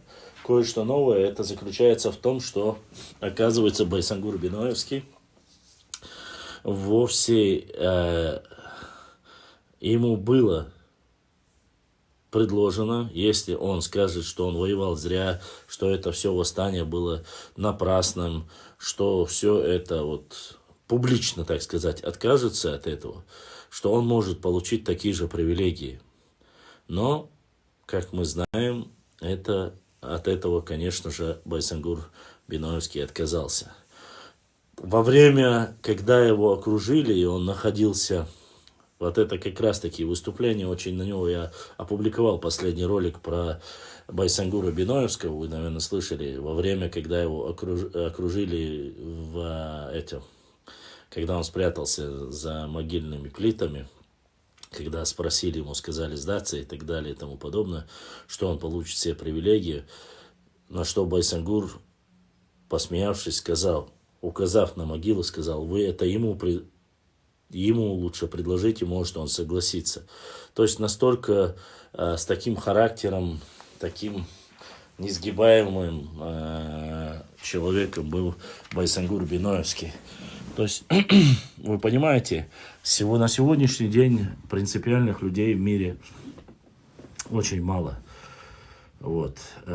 И насколько это правильно, неправильно, мы не обсуждаем. Мы знаем, для меня сегодня каждая цепочка и каждое слово, каждое действие его является эталоном и примером. Вот. Поэтому, Ильяс, мы вот отмечаем победу Хамзата. Кто-то донатит даже за Хамзата Кадырова, Баса, Хамзата Чимаева. Вот так как-то. Поэтому надо знать, надо понимать, что самое важное, самое главное в этом вопросе. Алейкум салам. Алла, ой. Бек мобила, брат, темец. О. Дела сотон полный дона. Саугор дүнен да юбо нркот калансон пластон бой хайшол дады. Вала комментарий шажуриот сигаё. Нет, я не смотрел. Я просто бой посмотрел через онлайн. Дела инзري هم دوسي قاعدك والله دونا تصحوش وشن كومنتاتر قيسا غاسي ورسقع короче цапыт польна яшерт цо стрим цо وتصوتيغا حقن بول ما يقعددر просто дон этсо накалды этчуах والله ابو مدون سوري دغبرتيغا يازوش поддержкеш قعددرز сунца ула тугугон Зубайр хала алдара ачны кастан поддержкеш. Чумайлан поддержкеш барга. Ой вежери алга герсунсига. Нерни ичте бүйчүн нормально энти бой алга дон. Үш герсунсига. Инзери законно дон. Ава чодер та камалда суда. Дал я белки ел масери дон нохчи. Да. Эштен штук. Да, конечно. И бывает и хорошее, бывает и плохое, бяхик дух. Ник хулума, да, ник чума, с этой что. Да. А там как, конечно, получится. Всех, как говорится, от души поздравляю с победой. Дук цацбеш дон. Не алпейжош бар. Ну, не без этих людей. Дук, короче. Жизнь. Молодой башлан, мокш-мекш. Нормально. У вас одна фамилия. Ему дать. Сагергер, Хнингл Духуах Боушу, у него сейчас должен выступать на чемпионате мира по джиу-джитсу, Цигау и выступать даже. Да. Да, сам знал, что рукопашный нормально был мату, ушел дырдами. Я думал, он 3-4 дня не сможет ничего увидеть. Он бегает шабил рубать, знал. То есть я знал, приятели. Ну да. Да, в принципе, это и стоило. Когда он его поднял и начал тащить к Дане Уайт, это уже было видно, что он несерьезно к этому относится. Значит, Вилович Давигин, то есть он во время боя, то есть он разговаривает с человеком, как его преподнести жареным, полужаренным, с крепцой или нет, по Урсан-Гундаре. Да, это что говорил Дана Уайт? А? Хайтер Барисон, да, интервью вечера, а секунду Я как раз таки поставил же это видео. Мужчина в наушниках или на самолете. Да, он на самолете летит. И так, если он не наденет наушники, у него очень жестко фонит, поэтому он надевает наушники. А свой фоне też mu łatwiej башла? Вац. Шамиль, ты ставил на Яна этого, Блаховича ставил, Шамиль 13. Ян Блахович был у тебя в списке, скажи мне. Если был, все твои сетки сгорели, братан. Я тебе соболезную, как и себе тоже. Нет, ну надо же было поставить на всех чеченских чемпионов, сказал. Поставили. Чеченские все прошли. Зачем нужно было ставить на Яна Блаховича, скажи. Чингачку кухом большое ухо.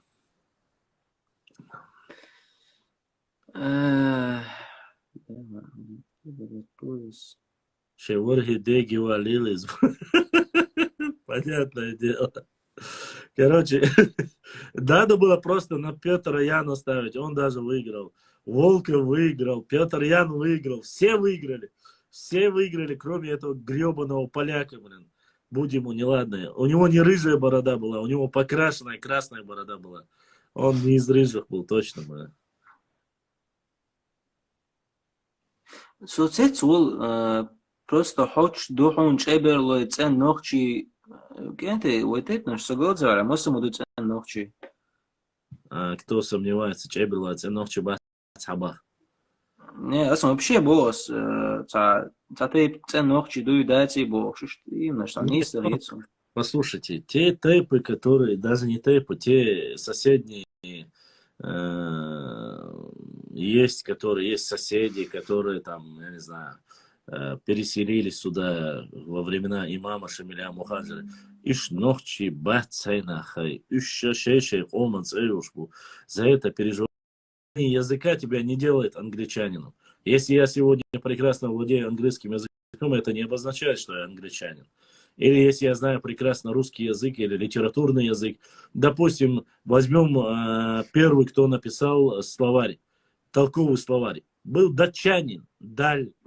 Он являлся датчанином, понимаете? Он не был русским. Великий там русский писатель Александр Сергеевич Пушкин. Тоже метис. И сколько их было таких разных. Осип Мандельштам тоже, если я не ошибаюсь, тоже был полуевреем, что-то такое было. И мы сегодня, можем ли мы говорить, если человек владеет языком, то он сразу автоматически становится? Нет. Сюли, у газрунки, у румки. И тут не нужно никого приписывать. А от того, что у нас в республике сегодня проживают разные национальности, этот регион не становится одним из тех, который является там якобы ассимилировавшимся или якобы там нечистым. Нет, конечно.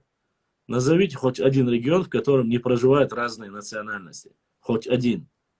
Нет, Хамзат не мой родственник. Хамзат мой однофамилец. Ни больше, ни меньше. Как летчик долетит, сделаю донат. Кто еще планирует, братья-чеченцы, донатим любую сумму. Не стесняйтесь. Таня, спасибо. Летчик долетается сейчас. Он уже почти долетел.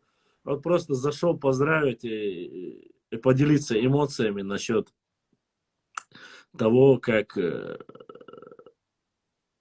проходил бой. Поэтому я считаю, что никто, и мы Мухаммада потеряли.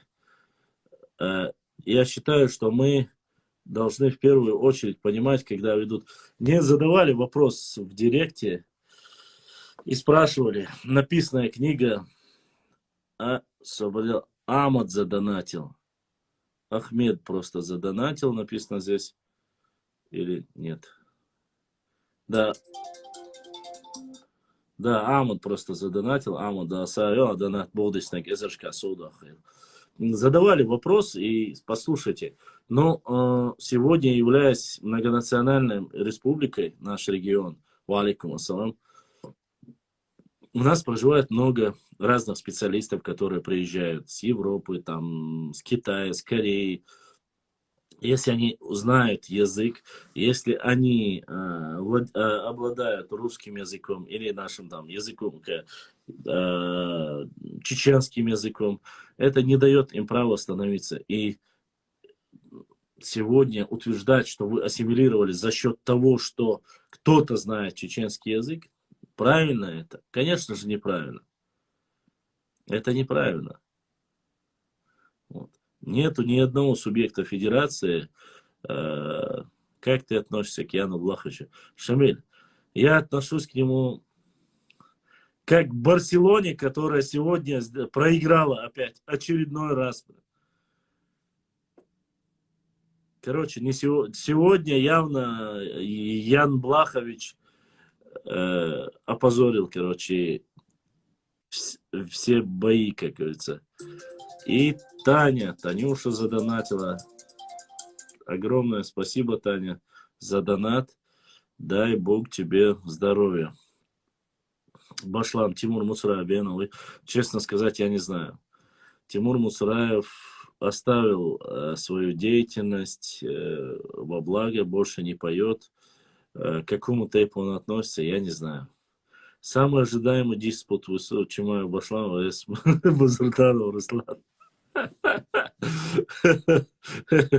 Это и не говори, он не то что опозорил, его рыжая борода была покрашенная, наверное. Как можно было проиграть старому какому-то бразильцу, да, я не знаю, блин. Ассаламу алейкум, Башлам. Ой, брат, ой, Барт Халид, Худа Диез. Ой, Барт Халид, Худа Диез. Хайн Барт, Кама, ва алейкум ассалам. Хайн схульшбуй. Барт, скажите мне. Барт имеется в виду среди кого, среди чего? Барт Халид. Я рассказывал про адыгов, я не прервался, я просто хотел что сказать касаемо братьев адыгов и черкесов, с которыми я перечислял разные общества. Сегодня, несмотря ни на что, какое-то, ведь определенные общества, адыгские общества, черкесские общества, какие правильно все-таки адыги общества были более воинственные. Но несмотря на это, никогда в жизни адыги не говорят, вот мы воинственные, они хорошие, они мягкие, они плоскостные, так они не делятся. По крайней мере, я никогда не слышал об этом.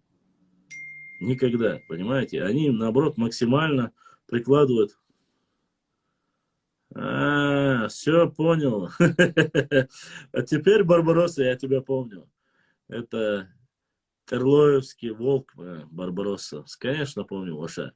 Просто вы пропали, ты пропал, брат Исмаил пропал, поэтому я немножко даже огорчился, потому что мне показалось, что вы совсем, являясь одними из первых, кто был патриотами нашего народа, как-то странным образом пропали люди, да. Таня, ты и еще один парень задонатили, 2 человека задонатили, да. Вот. И несмотря на все это, адыги не делятся и наоборот максимально объединяются, что правильно. Я считаю, что вы поймите, сегодня намного плачевная ситуация находится среди черкесского народа, по сути своей. Намного плачевная ситуация. Разбросаны 90% по всему миру. Самая большая диаспора во всем мире. Само собой, и в разных местах они живут, знают разные языки. Некоторые, многие, как и, в принципе, и наши мухаджиры, не все, конечно, но забыли родную речь, родную культуру. Они знают свои корни, но уже, как говорится, прикипелись к другой земле. И несмотря на это, они не делятся, они не оскорбляют, они не говорят, черкесы из Турции лучше, чем черкесы из Новой Зеландии или Австралии. Чего так сильно не хватает нашему народу? Я не знаю, что за привычка и что вообще за такое понимание жизни у наших людей. которые всяческим образом пытаются друг друга задеть, сказать, обидеть, оскорбить. Да без разницы, даже в историческом плане. Я говорю про общество. И появляются какие-то общества, которые живут на границе, поднимают головы, начинают вести дискуссию и говорить, типа, мы то самое общество, мы отдельный народ, мы не единый народ, мы тейпы и, точнее, даже, так скажем, вары начинают называть себя народом. Ну, из чего? Из чего ты являешься другим народом? Какие критерии есть у тебя, чтобы быть другим народом? Отдельным народом. От того, что твой тейп называется немножко иначе, но все тейпы чеченские называются иначе. Нету два одинаковых названиями тейпа. Все в единичном варианте. Мулхуай это мулхуай, цеси это цеси, цикруай это цикруай. Вот и все. Вы, на самом деле, когда мы говорим ашболу нахан, хашмаду, мил-милу, и нохчу, милу, решбом. Абсолютно верно, Бельто нохчу. Абсолютно верно. Знает в каждом селе, где кто есть. И несмотря на это, малейший конфликт, малейшая ссора начинают сразу же рассказывать байки. Ну вот скажите мне, вот зачем рассказывать там того, чего не существует в реальности? Башлам куда, не знаю, дела нету, куда он делся и куда пропал. Занимается своей республикой, своим регионом. Вот.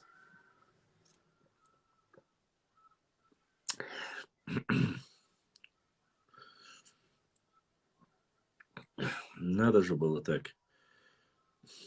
Глупости, глупостью, конечно. У русских также, вроде русские, а никаких нет обычаев, никаких своеобразных нарядов, как раньше. Сейчас появление IT-технологий, только словесный акцент существует, и не более. Абсолютно согласен, Таня. Абсолютно согласен. Мы, конечно, называем День народного единства и так далее и тому подобное. Но я помню раньше, допустим, я был в Мордовии, там Мордва, Эрзия, Мокши, там финно-угорские племена, там, не знаю, ну, сколько в России разных обществ, народов, или как правильно будет, я не знаю, чтобы никого не задеть. Раньше они каждый, вот, чуваши, якуты, у каждых был свой наряд. Сейчас современные технологии стерла фактически все вот эти границы между нами, все под общую урбанизацию ушли. Башлам, один чеченец сказал, что видел карту 12 века, по-моему, а там земли чеченцев почти до Черного моря. Что-то знаешь про это? Скажи ему, пускай скинет мне эту карту, я скажу, это достоверно или нет. Аух, Галгай, Нохчи, Чё, Кисти, Вайца, Дац, Башлам. Аух, Галгай, нет. Аух, Нохчи, Кисти, это все одно и то же. Ицакамду. Галгай, они говорят, что они отдельный народ, я не собираюсь и не буду больше говорить, что там, приписывать. Они не хотят, чтобы быть с нами. А зачем мне тогда приписывать? Аух, Нохчибу, панки, сырки стоят Нохчибу. А за них я говорить больше не буду. Танюша, может вам выйти в прямой эфир с Башламом? С Танюшей мы знакомы и не первый день. Вместе учились, вместе росли фактически. И вот столько лет уже фактически семьями дружим. Семьями, как я знаю Таню, знаю его семью, маму знаю, папу знаю, мужа знаю, детей знаю, поэтому это, как говорится, хорошие дружеские отношения и в тяжелые времена, несмотря на то, что Таня является православной, является, проживает в Нижнем Новгороде. Почему ты меня заблокировал, чат? Что я за... Беслан Татаев, Беслан, брат, никогда в жизни заблокировать Цавина и его договариваться. А удивись, здесь мне. Цавином, Беслана, удивись, когда я тебя заблокировал. У тебя что-то произошло с аккаунтом, поменяй аккаунт, название поменяй. Сади блокировать, Савинову Беслан. Башлам, красава, нравятся твои эфиры. Ютубовским братьям огромное спасибо. Вы уж извините, что приходится прерваться, уважаемые мои братья, сестры, друзья, подписчики. Через каждый час мне приходится перезагружать. Ну, таковы вот у меня телефон садится, когда телефон уже не выдерживает нагрузок. Когда сажусь на то кресло, я ставлю на зарядку. Когда я пересаживаюсь сюда, уже меняю позиции, потому что телефон не удерживает. И через каждый час мне нужно загружать по отдельности. Вот. Есть технические проблемы, о которых в многих вещах я не говорю, но эти проблемы решаемы. Да, вот. И так. Вроде бы с сообщением пришло. Донат пошел с сообщением, но почему я перезагружаемся? Нет, пока еще не перезагружаемся еще. Пришел донат, вроде бы с сообщением. Что-то про Таню было написано, но почему я не вижу это сообщение? Черт. Я не знаю. Что-то было про Таню, сообщение не показывает. И кто-то просто четко, мощно задонатил. Огромное спасибо, кто бы не был. Это за донат и за поддержку. Брат. Так, сейчас, подождите, дайте я зачитаю все. Перезагружаемся. Нет. Это как?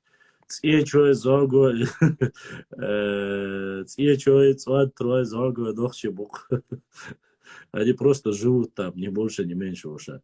Брат, Цхоро не ахки, а ингуши. Нет, Цхоро есть ногчи. Все, кто Цхоро проживает в Чечне, они являются ногчи. Там, кто проживает, я ничего не могу. Шейх Мансур, нет, Шейх Мансур не был итальянцем. Ни турком не был, ни итальянцем не был, ни татарином не был.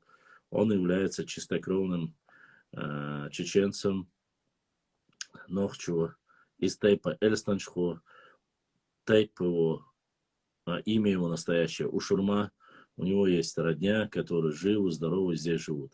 Башлам Эстаню Яхмахет, ты сун бахарасам. Таню Яхмахет, не, ну она всегда, Ибрахим, она всегда поддерживает и такая активная очень. Ведет свой блог. Так что Таня, конечно, из Тани бы вышел хороший политик, конечно же. Я не льщу не потому, что она мой одноклассник, а из-за того, что... И Ваха, брат Ваха задонатил. Ваха, да, садуэл, да, бодиснек, эзашка, соудахкил.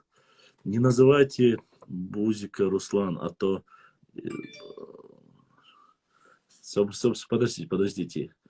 Валикум ассалам, братьям, которые только что зашли, Грозный. Подождите, я не успеваю отвечать. Руслан из Ютуба пишет, не называйте Бузика Руслан, а то ни за что под раздачу попал. Понятно. Потомки Шейх Мансура живут в Эльстанджи. Потомки живут в Алдах, а не в Эльстанджи. В Эльстанджи, может, тоже живут. Итальянцы. Алло, мои вообще были. Рисковать. Так, дальше мы идем. Так, что все, вроде бы всем ответил. Кому не ответил, тому сейчас, подождите. Еще идут сообщения, сразу автоматически идут.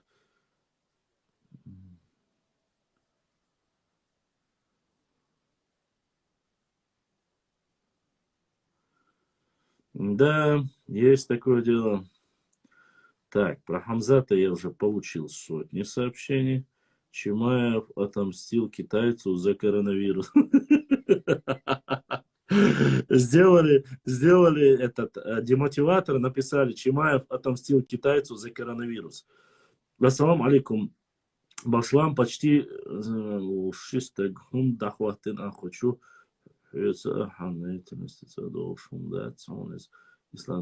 Уважаемые мои братья, Послушайте меня.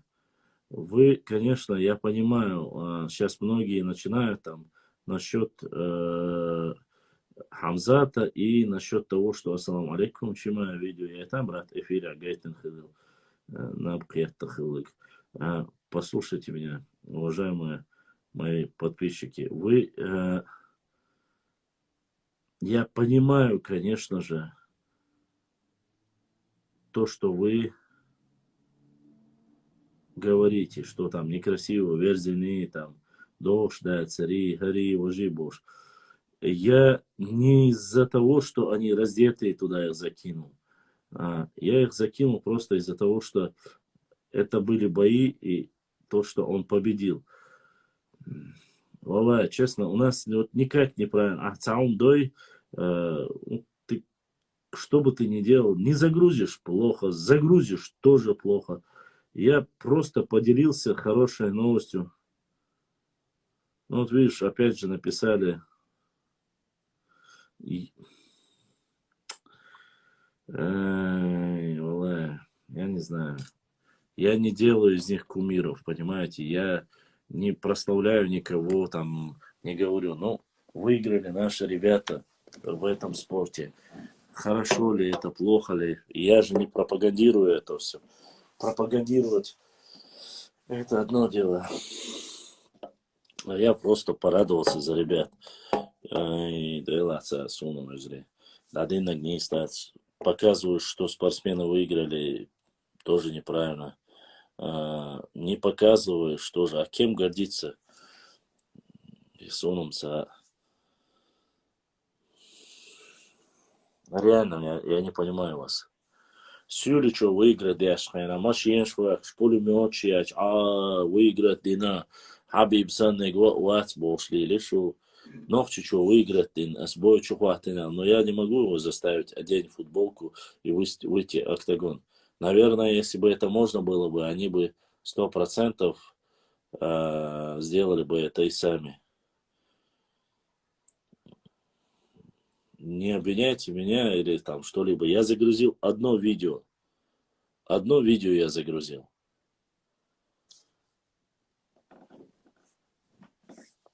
Щеник, вахтауру, нехник. Ладно, хорошо. Друзья, я сейчас перезагружу. Дайте мне буквально 2 минуты. Дайте мне перезагрузить, и мы продолжим эфир. Не теряйтесь. Поскольку выходные, сегодня мы можем себе позволить побыть вместе немного побольше, пообщаться, поговорить. Так что пока я перезагружаю, можете полайкать и заходить.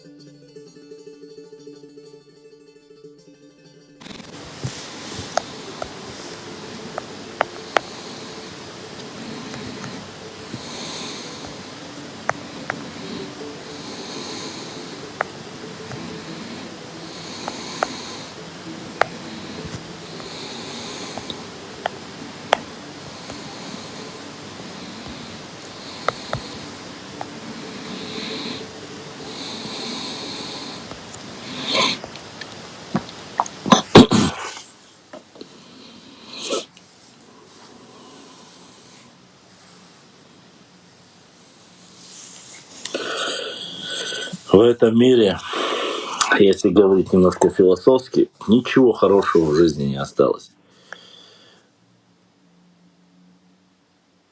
Понимаете? Политиками гордиться мы не можем, машинами российскими гордиться мы не можем. Чем мы можем гордиться на сегодняшний день на международном уровне? Осталось, что только и можем гордиться спортсменами, наверное. И то, кто как. И опять же, кто-то считает это верным, кто-то нет, но, уважаемые мои друзья, я как раз-таки сторонник образованных и интеллектуальных людей. Если бы меня спросить, я бы хотел, чтобы в мире было 50 на 50. 50% умных, образованных людей, имеется в виду непосредственно интеллектуалов, а 50% спортсменов. Если вот меня спросить.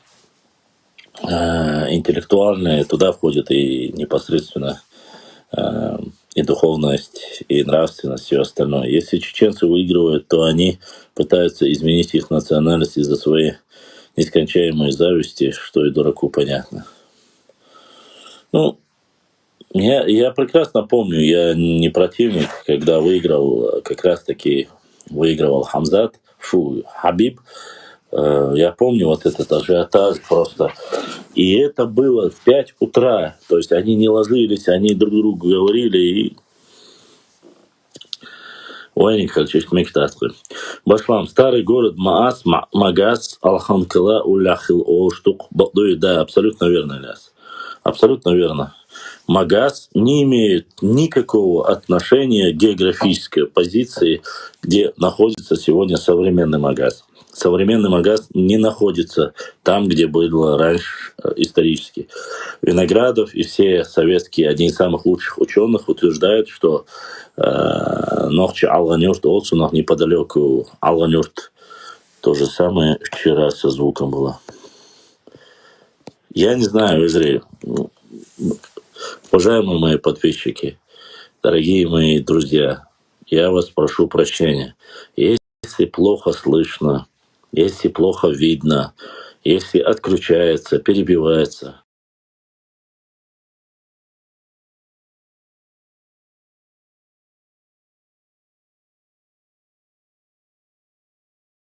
плохо видно, если отключается, перебивается, вы простите меня, я работаю на том, что у меня есть. Другого у меня нету. Это единственный способ, через который я могу выйти с вами в эфир, пообщаться с вами, говорить насчет истории, географии, всего. Но другого у меня нету. Поймите меня. Валлахи, я не прибедняюсь, ничего такого нету. То, что есть, я использую. Я использую кияса. У меня нету новых современных айфонов, петличек, этих наушников, которые AirPods, MairPods, всего этого нету. Я использую все, что есть под рукой, и максимально выжимаю все, что есть. Сундера, у меня, извините, если вдруг что-то не показывать или что-то не делать, знаете, это не по моей вине. Было бы что-то новое, я бы с радостью поставил. Вот. А так, вот, как бы, уважение к вам, я объяснил, какая ситуация. И я не от радости, просто-напросто у меня многие вопросы задают, когда заходят там про начинают про там донат или про PayPal, про все остальное. Я все это зачитываю, потому что когда я этого не делаю, люди начинают там обижаться, говорить, ты это так сделал, ты это не так сделал. Наши вопросы. Вот Беслан зашел, я Беслана никогда не блокировал. Беслан проходил, был в эфире много раз, и я, как говорится, с удовольствием с ним провел дискуссию, но несмотря на это, он, видишь, говорит, зашел и мне говорит, что я его заблокировал, за что я его заблокировал. Я не знаю, Междрей. Так, позицию чуть-чуть поменяем. Вот. Пытаюсь все сделать. Таня, потом не забудь мне в директе повторно отправить индекс и почтовый свой адрес. Обязательно. Надо вот то, что выслать тебе кое-что нужно было. Вот. Каждый раз собираюсь. Да что ж такое-то, а? Где такое? Во, не. Ай, где такое? Короче, не стоит он. Эта камера не стоит у меня. Телефон.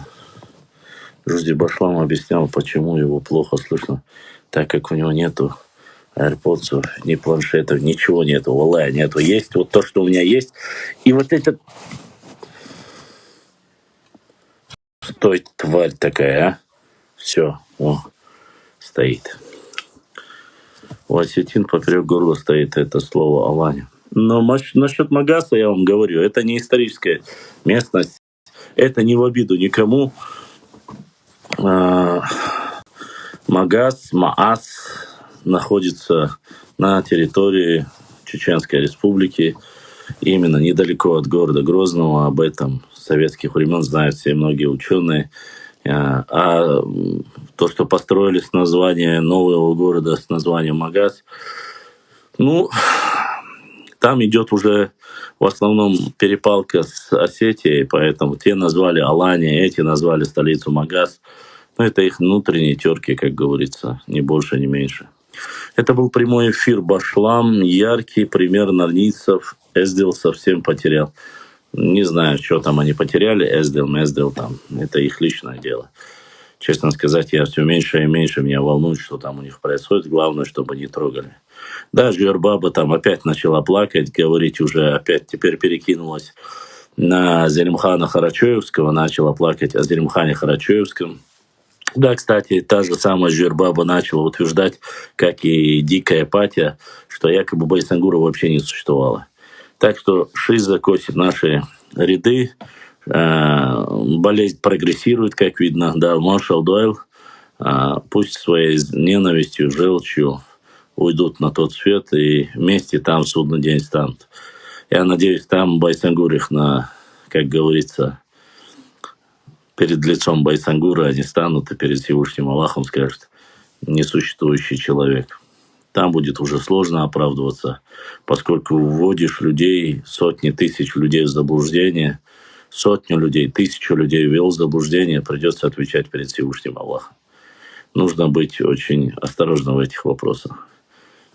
Нет у человека, когда документы есть повешенные, то есть где повесили есть место захоронения, а Дикая Патия вместе с Жюрбабой вместе пытаются говорить, что их не существовало. Ну да ладно. Болезнь прогрессирует, валейкум салам. Каждому свое. А мы будем продолжать идти дальше по жизни, изучая, работая над историей своего народа.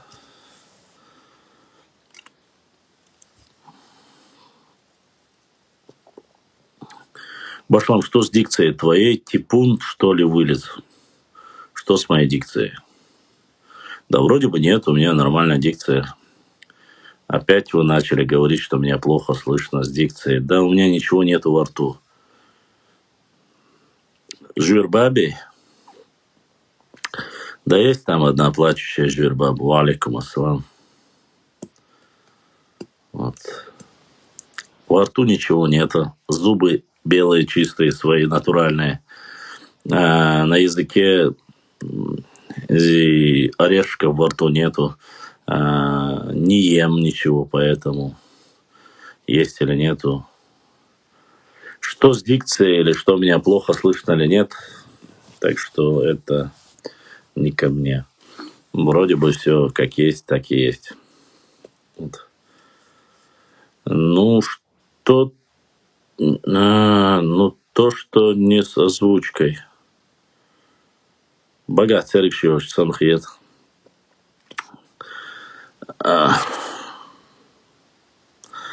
Да, мы знаем, мы это обсудили, посмотрели, порадовались. Мы знаем.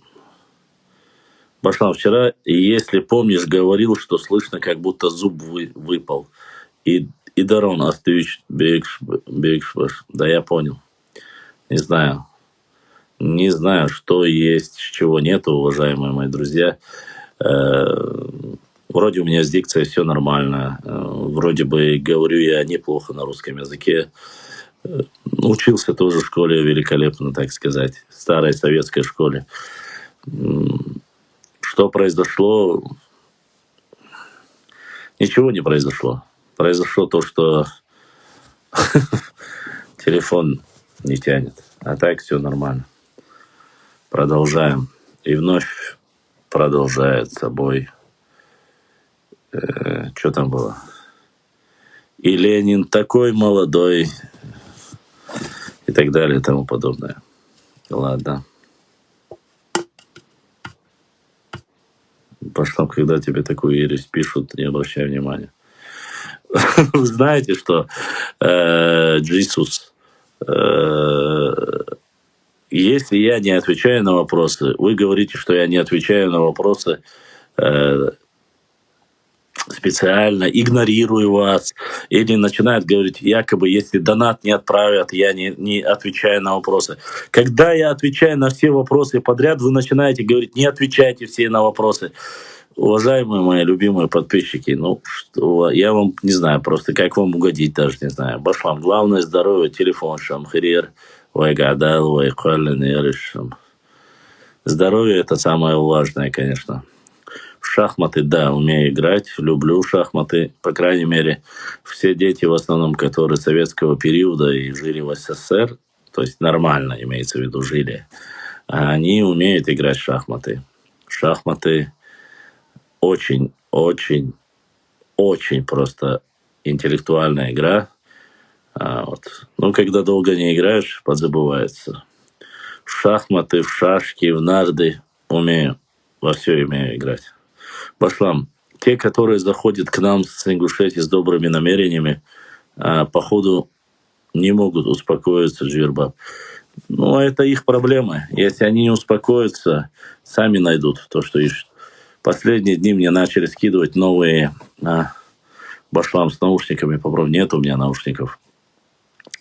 А СССР был, когда ты в школу пошел, Башлам? Да, я учился во время СССР. Закончил школу я уже в современной России. Я же не такой-то уж и старый. Башлам, народы нельзя играть, имею в виду. Башлам, в нарды нельзя играть. Я не играю в них. Я сказал, что я умею играть. И это совсем разные вещи. Уметь, знать что-то и делать — это абсолютно разные вещи. Убивать тоже нельзя, но люди убивают. Башлам даже пионером успел быть. Ну, как тут сказать? Тимуровцем я был. Тимуровцем я был. Октябренком я не был. Комсомолом я тоже не был. А вот пионером, тимуровцем я успел побывать.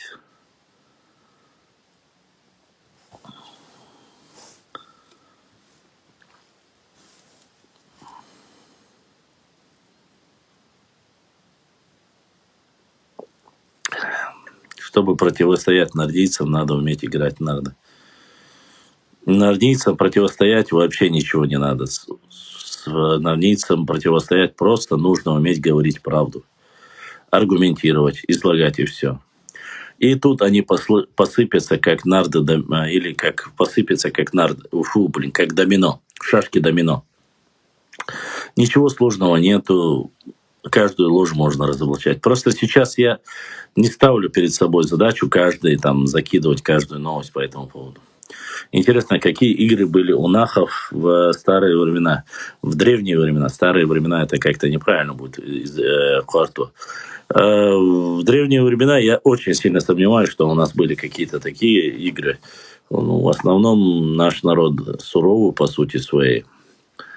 Хотя это очень интересный вопрос. Надо бы поинтересоваться, чем же реально играли в древности наши народы, какие игры у них были, кроме военных.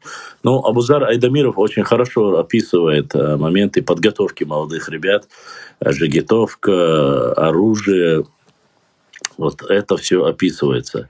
Также многим приписывается с малых лет, там, допустим, занимались какими-то профессиональными деятельностью, там, оружейники, там, кто порох делал и так далее и тому подобное. Ну, какие игры были, надо посмотреть. Туда-сюда убил, игры были. Синамп, не знаю. Беслан, ничего он отъешь, брат. Беслан, куда ты делся? Таня, сейчас они будут говорить, нарды, игры они придумали. Макар 100%. Пулгах. Поппарахлош, Тахтаргалошулах. Есть очень хорошая игра, Тахтарг называется. Наверное, в Тахтарге играли. В Тахтарге играли, в Лянгу играли. Зенге Лянгу играли. В Лянгах играли дети. Волгшах и Лянгах играли. В Лянгу я играл, конечно. В Тахтарге я играл. Вот.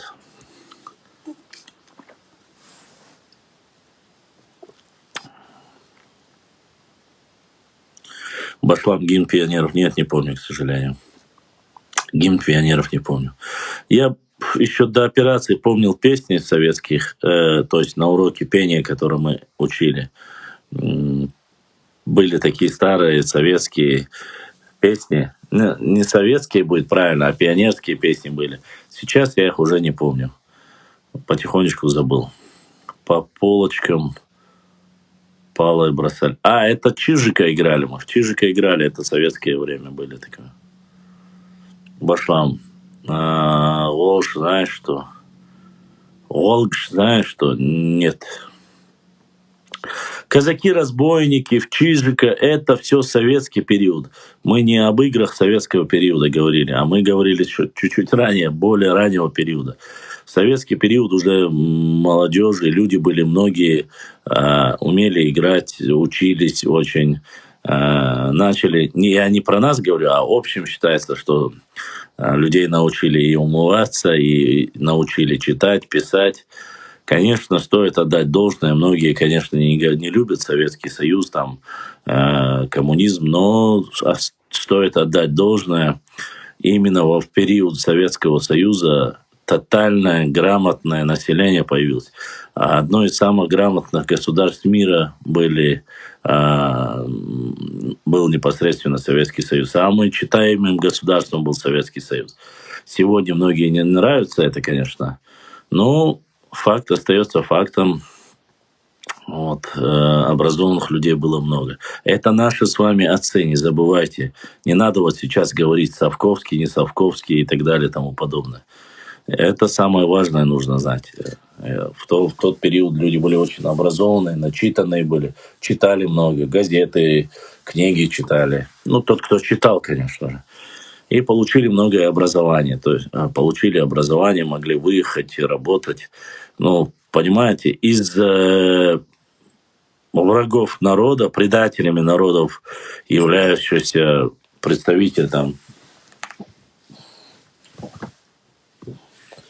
являясь представителями Хасбулатов, Руслан Имранович стал вторым человеком в СССР. Это немалого стоит. Возможно ли такое сегодня в современной России, я очень сомневаюсь. А в то время можно было еще как-то власть пробиться, если ты образованный, начитанный человек. Поэтому сегодня уже перестали изучать астрономию, хотя очень важно, мне очень нравилось. В советское время очень сильно увлекались космонавтикой. Инженеры были на вес золота, физики, химики были на вес золота. Сейчас какая-то профанация, каждый второй юрист, экономист, и ни черта никто не делает, своего ничего нету. Конструкторского бюро мы на уроках труда изучали, конструкторы собирали. Трудовик нас обучал мерам безопасности, как нужно делать. Мы парашюты умели делать. Я не знаю, много чего изучали. Да, абсолютно правильно. Хотели стать космонавтами, хотели чего-то добиться. Сегодня, извините за выражение, одних баранов воспитывают в основе своей. торгашей до этих лавочников. Башлам, а где были типа центры торговые, то есть где были крупные рынки в те времена на Кавказе? Квартал. Крупные рынки были, считается, в Эндере были крупные рынки, в Тарки, то есть Астрахани были, в Кизляре были, об этом есть документы. В Моздоке я не слышал, но в Моздоке были, тоже говорят. Владикавказе. То есть на экономически важных каких-то перепутьях всегда были торговые точки. В основе своей Владикавказ как таковой не были. Почему? Потому что Владикавказ считается, что для охраны военной грузинской дороги. Кизляр это был ближе к портовому городу, это был экономический город в то время, и там рассказывается, как продавали, есть документы, заключенные договора между горцами и теми, кто занимался бизнесом.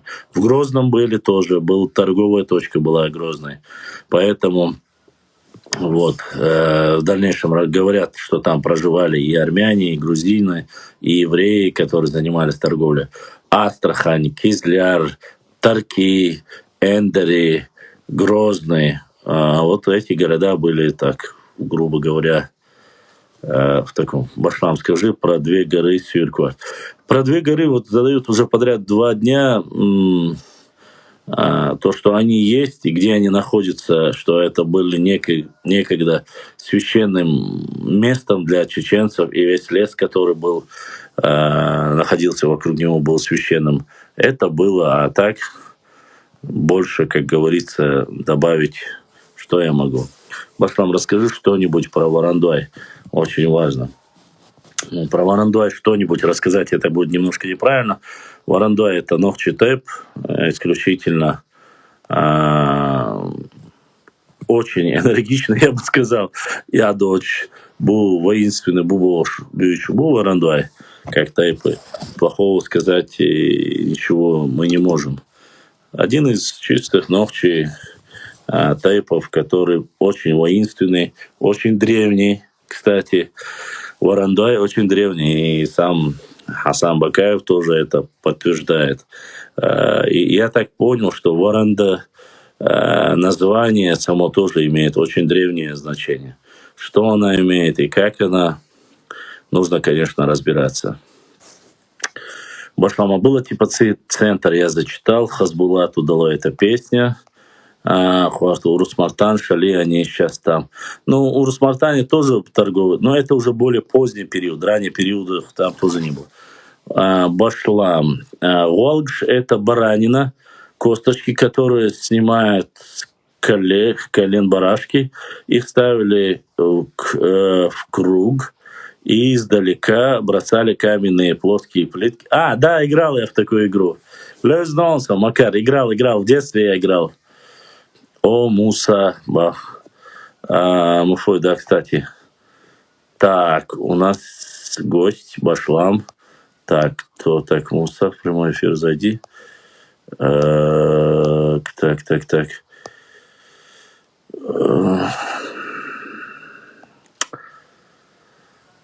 Так, Башлам, прими Мусу. У меня запроса нет.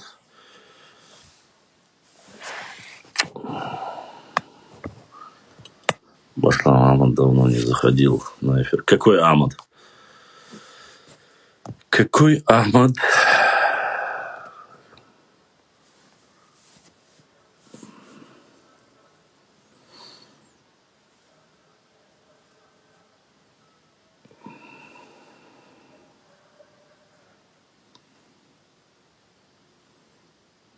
Да, давно.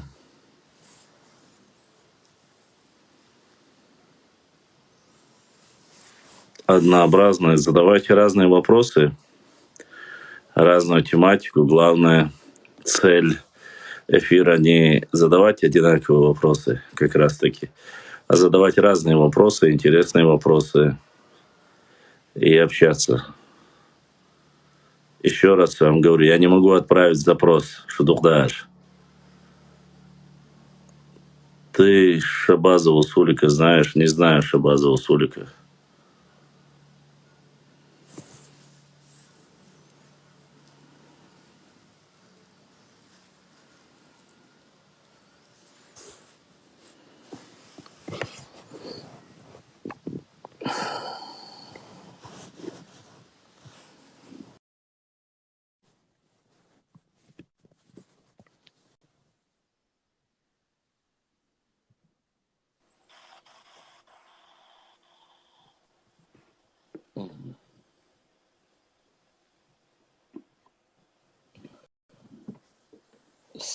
Салам, маршал Башлан. Валикум ассалам рахматуллахи ва баракатуху, Муса. Меня попросила моя хорошая родственница по кличке Леви. Кличка все-таки кличка это все-таки немножко неправильно будет. Пусть будет псевдоним. Псевдоним, да, псевдоним. Тем более от Я такого человека, как ты, Муса. Да, не то ляпнул. Я тут во Франции совсем одичал. Так что выйти на связь с тобой. Я давно наблюдаю тебя, очень полезная передача. Вот, и ведешь ты ее в высшей степени профессионально. Не срываешься.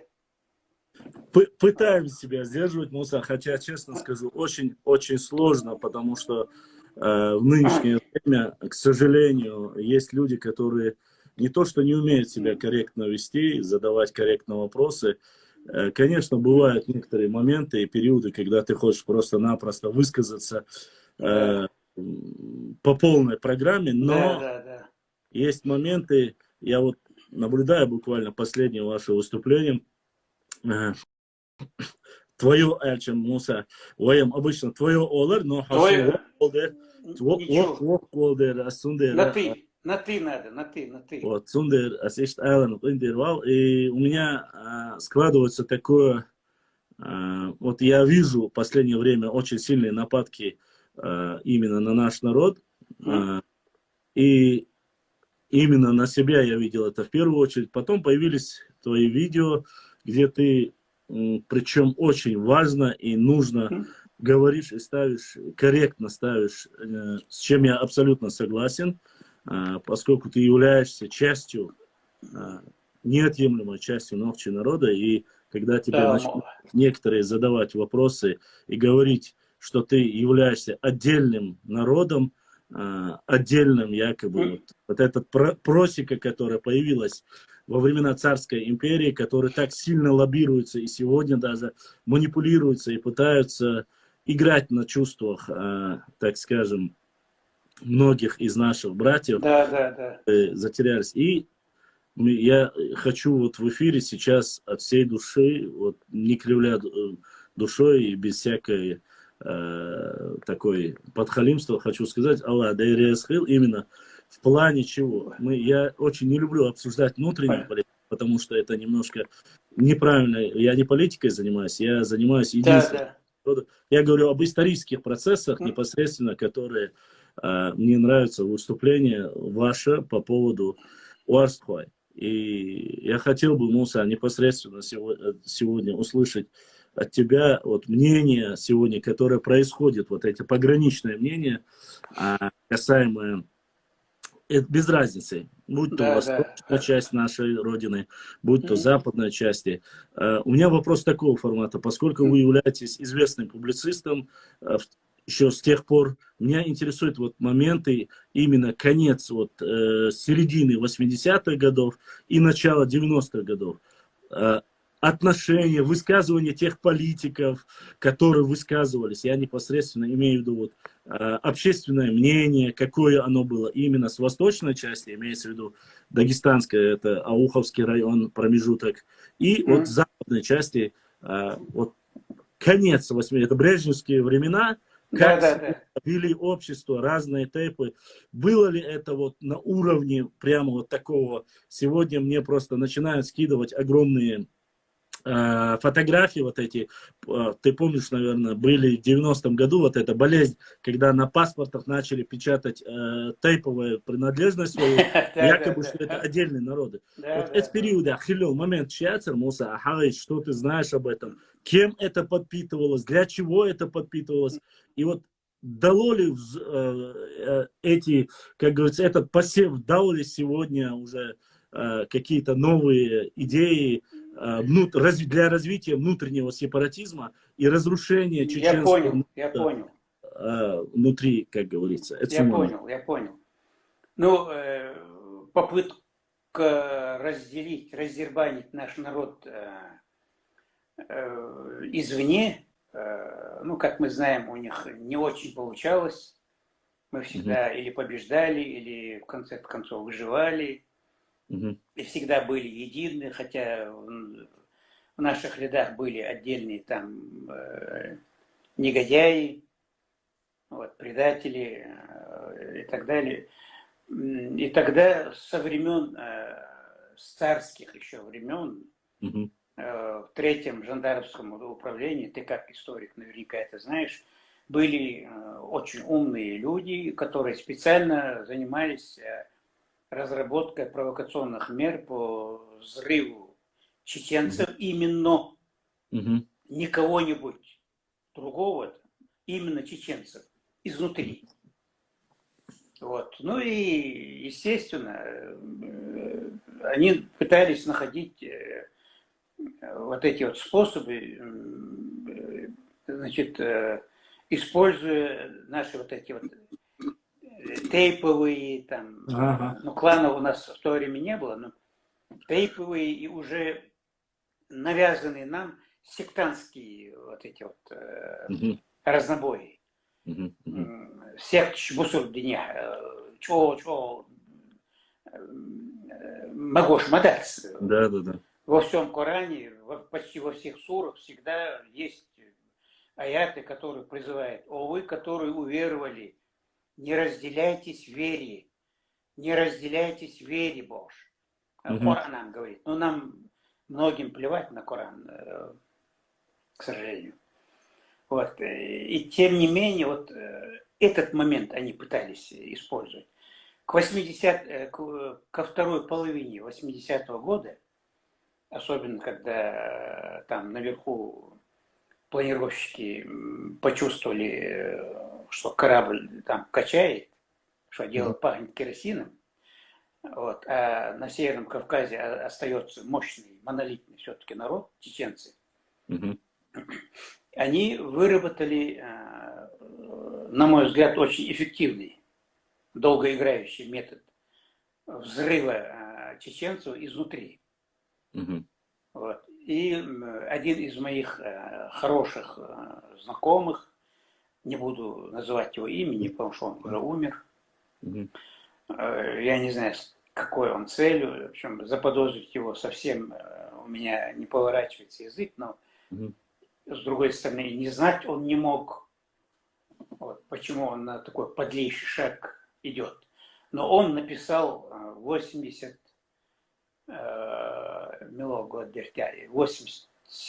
или 86 даже год.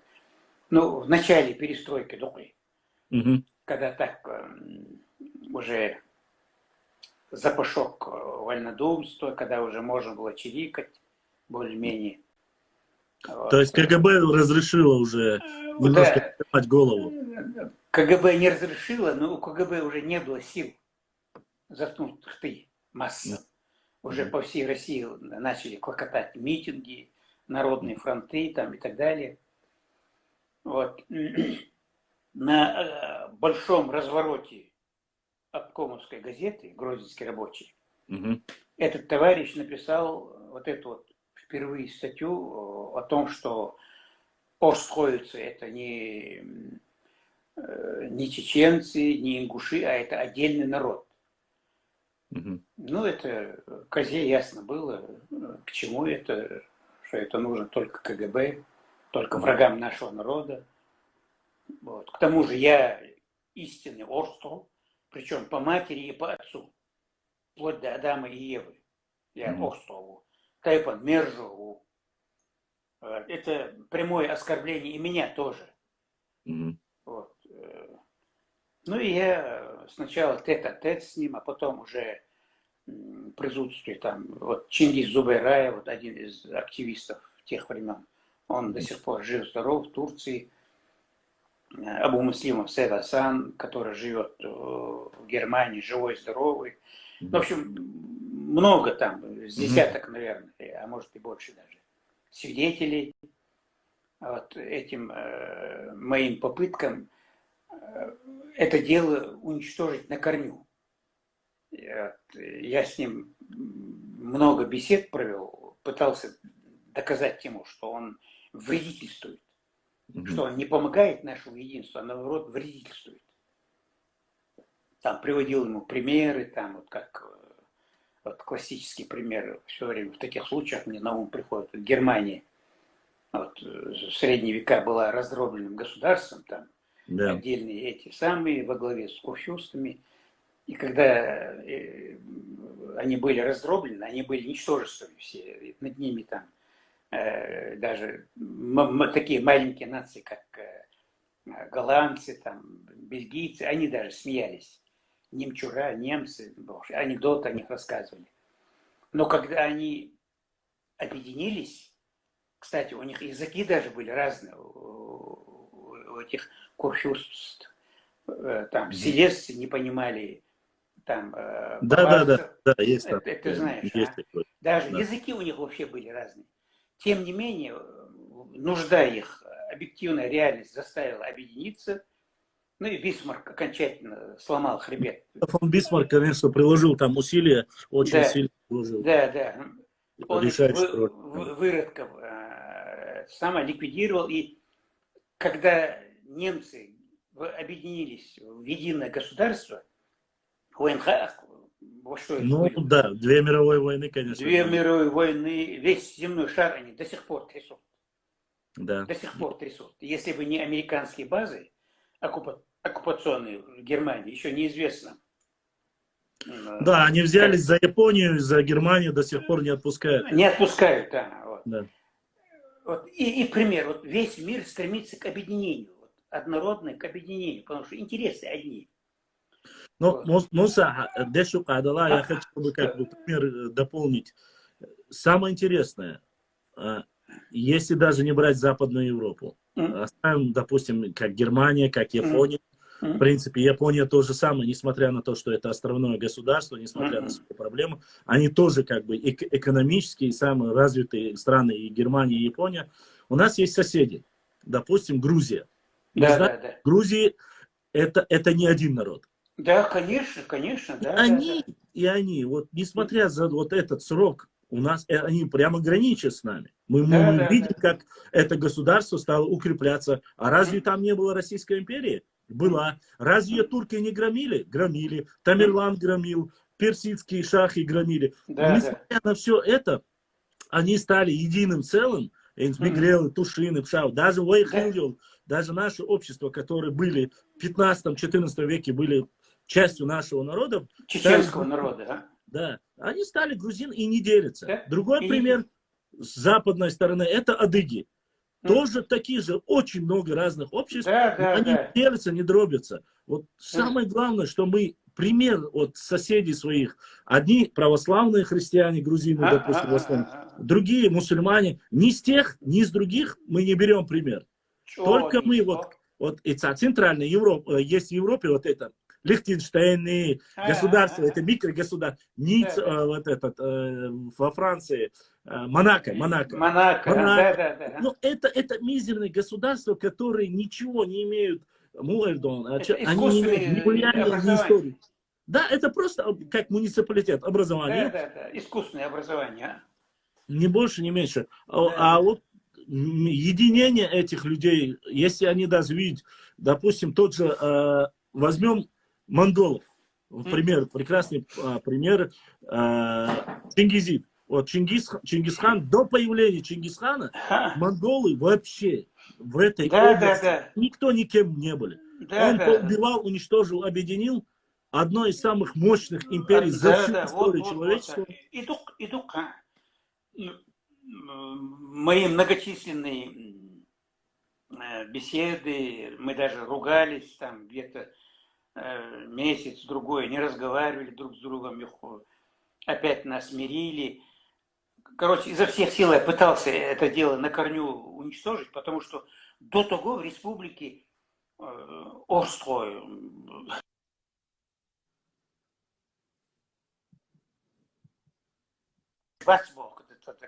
прямое кощунство, издевательство, глумление надо мной, например, как Орстрой.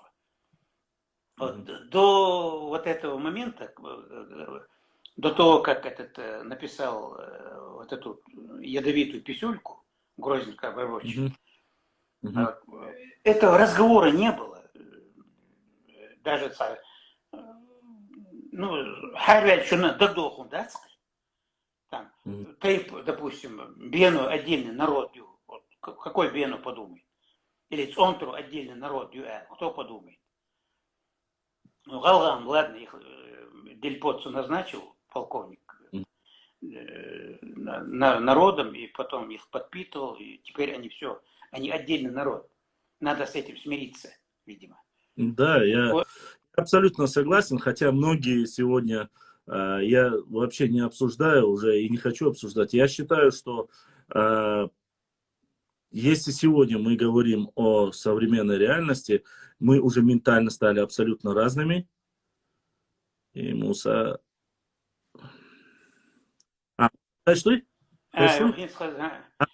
Мы уже ментально стали абсолютно разными. У них есть свое государство, своя республика. Да. Их надо оставить в покое просто. Конечно, абсолютно верно. Ну, а войну сейчас не давать отпор вот этим выродкам. Орсло отдельный будет, Мержой отдельный будет, Хардя. Это внутренний сепаратизм, конечно. Внутренний сепаратизм, и причем такой, знаешь, гнуснейший, ядовитейший сепаратизм, который играет против Орсло прежде всего. Они из Орсло пытаются делать посмешище на весь Кавказ, на весь мир. Орсло, цыгонщина, сами по себе, Орсло хую, или Бену хую, отдельно, если взять. Любой тейп возьми отдельно, они никто, они ничто. Тут вспоминается древнеримская поговорка «разделяй и властвуй». Чем больше нас будут дробить, тем проще будет, конечно, и управлять. Конечно, давить, да, специально для этого дошли. И это же товарищ мой чуть погодя написал опять на целом развороте Грозненского рабочего другую статью. Даже это не статья, а такая аналитическая заметка расширенная, которая давала рецепты, вот, как правильно вести атеистическую работу среди чеченцев. Что не надо на русском языке все время вести, надо перестроиться срочно, вот, и вести антирелигиозную борьбу против ислама на чеченском языке. Тогда это ближе там, к сердцу чеченца, и ментально это быстрее там, дойдет до умов, и чеченцы все станут... То есть этот человек, Муса, вот у меня вопрос, несмотря, у нас обычно есть привычка, а мертвых хорошо или вообще никак уже. Но несмотря на это, работал ли этот человек, по твоему мнению, как ты думаешь, вообще его идея заключалась в чем? Был ли этот человек подпитан в то время спецслужбами для того, чтобы как-то разбаламутить внутреннюю ситуацию и помешать нам как бы объединиться больше? Валла, Руслан, Цудешник только прямиком на это дело играл, прямиком. Ну, а самом о нем говорить, я, как говорится, свечку не держал. Вот, ну, то есть его деятельность была чисто на расшатывание рассчитана? Только на расшатывание. Даже не просто расшатывание, а на взрыв прям. Подрыв изнутри. Бомбу подкладывал долгоиграющую. Я знал, чем это обернется. И теперь Гаскаш Лечош Мадати, он в Ютубе есть эти самые ролики этого Дугина. Александр Дугин. Да, я который смотрел. Советует, может, ты видел это? Да, я видел. Советует создавать побольше сект. Вот, традиционные. Это общий принцип, это тот, кто занимается политтехнологиями. Да. Вот.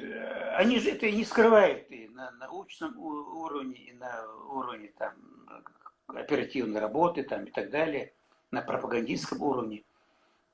Вот Хеттуйна вот, со второй половины 80-х годов это дело началось, ну и это дело форсированно раздувают враги чеченского народа. Они, оказывается, провели съезд орсхоевцев. Вот, там эти какой-то Муса Сацаховш, Муса Вери, Алиса Вери, фамилия, забыл его. Он ошивался там. Сол чаво, жахаро, чуюч, яндерби, о чуюч. Хюс мавери, нахчу уша бош. А хинц кияцах есть, циркуйтили. Вот ничтожество церковь хажно. Вот циркуй хуже, чем бы не садил. Кой вятер, кохчу валаре, буди отдарут. Санюк один там мне ролик скинул. Вай Орска, Ашит Бали, Хантер, Финтер, вай Нахчи Бат, Валли, Нахчи Бат, Хачи Пучур Бош. Хамель дошел. А тогда он на чистом, ну, вай Нахчи Маттаби, вай Нахчи Иштальби, Чич Бош. Хамель дошел. Кстати, Муса, кстати, были же многие люди, которые в то время призывали к научному атеизму, в то время. Да. Они сегодня стали, они сегодня уже под другой шарманкой, и чуть ли не как будто бы с самого появления времен ислама занимаются, пропагандой ислама занимаются. Это просто, я думаю, что это немножко ситуация, как бы мы не любили Жириновского, считая его клоуном и шутом, он как-то высказал его крылатое выражение, над ним смеялись, то ли Алла Пугачева его подколола, или София Ротара, я помню, это еще выборы были, президент России, и он сказал, подождите, он сказал, вы, говорит, певцы и журналисты, ну, я не буду говорить цитату дальше, я думаю, что ты слышал. Вы являетесь такими-то, такими-то. Когда я стану президентом, он сказал, вы будете мне петь песни и оды и делать все, что я... Совершенно верно. И только один, тоже не буду называть, он еще живой, директор школы был в одном из горных районов. Его портрет висел в Доме политпросвещения как лучшего атеиста республики. И над учениками он глумился, махбата, заставлял их воду пить там и так далее. Ну, и родители жаловались на него. Да, я много слышал о таких. А сейчас он накажем, после каждого слова, иншаллах, яджиб эндетекали биль арабия. Ну, я к тому, что и статьи он, и книги пишет хорошие, правда. Ну, Аллах его простит, наверное. Да, но я к тому, что ты говоришь. Да, надежда на лучшее есть. Просто-напросто мне почему интересует? Ведь вот эти пробросы, они же именно были, неспроста были затронуты. Они пытались на какие-то политические деления дробить наш народ. То есть левые, правые, ультраправые, ультралевые. Когда не получалось, они пытались разделить религиозно непосредственно, по вирдам начали делить. Они пробовали все варианты. Если не вирды, то пробовали обязательно. Я хочу заметить, что именно занимались каким образом? Они брали именно те общества, которые находились по границу. Или с востока, или с запада. Именно вот крайние, пограничные. Ну, и смысла, те, которые граничат. Мялхи, Уаст-Хуай,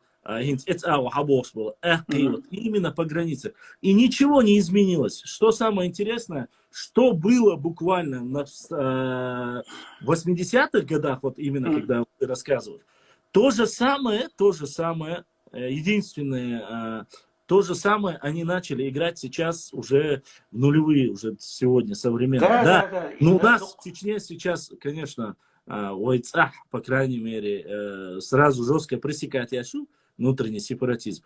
Но ты уже, когда не получается изнутри, они пытаются внешне воздействовать. Когда ты им противостоишь и говоришь, они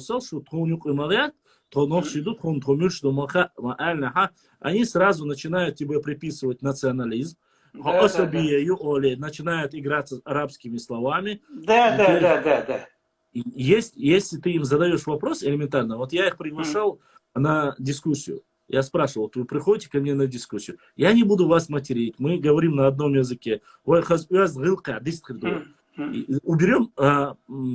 именно непосредственно разговор касаемо религиозной и но есть особенно простые вещи. Вот если ты являешься отдельным народом, предоставь мне хотя Да, бы да, да, да. что-либо, предоставь, что тебя отличает от меня. Или же, если ты начинаешь говорить, получается, а все ученые, начиная с 19 века, со времен там Блюменбаха и остальные все ученые говорят, что мы являемся автохтонным народом. Да, Если да, вы да. не являетесь частью нашего народа, автоматически кто вы? Вы пришлый народ, получается. Откуда вы пришли? Где ваши корни? Это бесполезно. Какая Руслан, культура? это Хадис, бесполезно. саундат, Это бесполезно. Они, ты знаешь, ложь повторенная там 1000 раз становится да, истиной Геббельс Бога. сказал, становится У истиной. них, особенно у Галга, к сожалению, еще ногчи мы будем мы все ногчи. Ну да. Вот. Но вот это Я, ненависть. я согласен с этим. Хотя теперь я понял, мне уже официально сообщили, что Согола имеется в виду Сатай Проладуэла, так что я уже себе там участок ищу уже. Там, участок Ну, у них вот эта вот пропаганда, которая велась десятилетиями, это не вчера, не сегодня, не 10 да, лет. конечно. Давно, оказывается. У них в семье, это воспитывается в семье ненависть чеченцев, к сожалению. Вот, ну, нормально, Гала, бум, ну, подавляющее большинство Галга, вот у них в семье, нахчалг, бахчалг, хочешь, вот так воспитывают, и, а тем более, там, когда у них появилась эта элита, там, Богатыреве, Сейнароеве, Чахтиеве, а теперь уже и эти самые отцы ингушского народа, Боч Бизман, Тершит Сласон, книгу написал, который Идрис Абадиев. Абадиеве, Кадзоеве, Бузуртанове. Вот Цариню вот десятилетиями они ведут пропаганду, и они совсем фальтанулись, понимаешь? Уже, да, фактуру предъявите, фактура и отец. Вот как ты говоришь, там, если вы отдельный народ, предъявите отдельно там вот факты. Свой язык, свою там это. У них единственный сейчас аргумент, вернее, метод подтасовывать факты исторические. Ведь не зря Кадзоев прям откровенно говорит, да, история такая, наша такая будет, какую мы напишем. Нет, история не бывает такая, какую мы напишем. История такая, какую мы воспроизведем. Если мы воспроизведем ложь, это уже будет не история, это будет басни. Вот, рассказы барона Мюнгаузена будут. Вот. История – это воспроизведение прошлого, максимально приближенное. Да, Муса Бяхмабила, я на секунду включил комментарий и начинает писать, что Духобоча, я хочу, чтобы подписчики, те, которые сейчас смотрят эфир, понимали. Во-первых, Муса сразу сказал, не обо всех речь идет, а нет, не обо всех, ни в коем случае. Почему-то есть очень плохая тенденция, когда говорит кто-либо, о чем-либо мы обсуждаем, мы говорим конкретно, не обо всех определенных людях, которые пытаются максимально бить в клин между нами. Да, только с этой. Тебе бьют бачу, чтобы Дейрбас. имею в виду. А Вот так те, есть... кто против нашего единства, мы об этом говорим. Например, вот я этот факт много раз приводил. Нурди Ахриюбош, умнейший человек был, преподавал арабский язык в МГУ.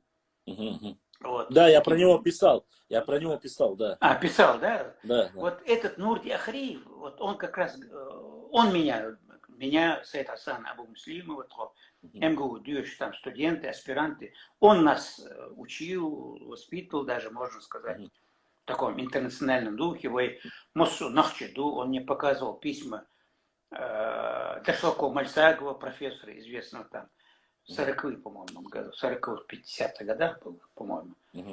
Авторитетный профессор Галаба, Ташлако Мальсагов, потом обращение министра иностранных дел Горской республики Весенгея Жабагиева, ну там многих ингушских действительно деятелей, не этих пигмеев, как этот поливатель помоев, этот Абадиев. Вот те письма он нам зачитывал, Ахриев. Он призывал, в паспорте своем он писал чеченец. В советских паспортах была графа национальность. В графе национальность чеченец у него был. Вот я видел Абу Муслима Сайд Асан, можешь спросить там, Бок Навчи, которые в то время учились в МГУ. Вот, начало 70-х, там, вторая половина 70-х годов. Вот в то время, кто учился, кто якшался с Нурди Ахриевым, а их десятки Нохчи, Гала, они подтвердят тебе. В графе национальность Нурди Ахриев писал чеченец.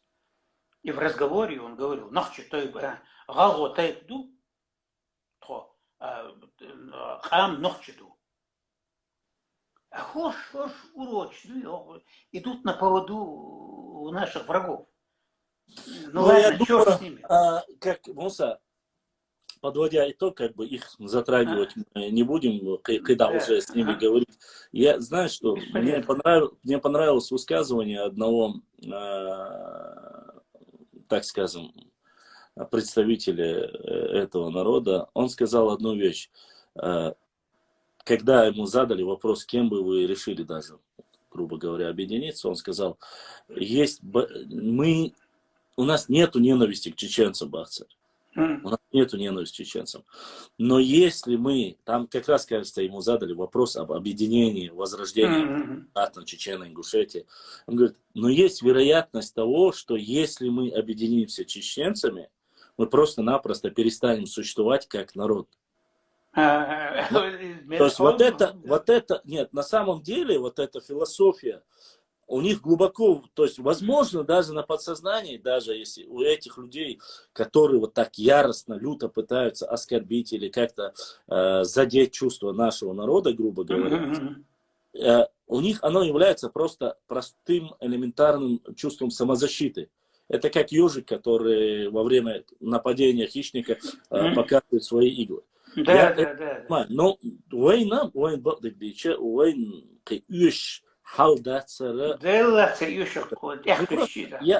о чем говорю? Многие ребята, которые оттуда связываются, Муса Бяхмубила, очень могут перезагрузить, я хочу урвать. Никто это хандаю, что сахта. Давай.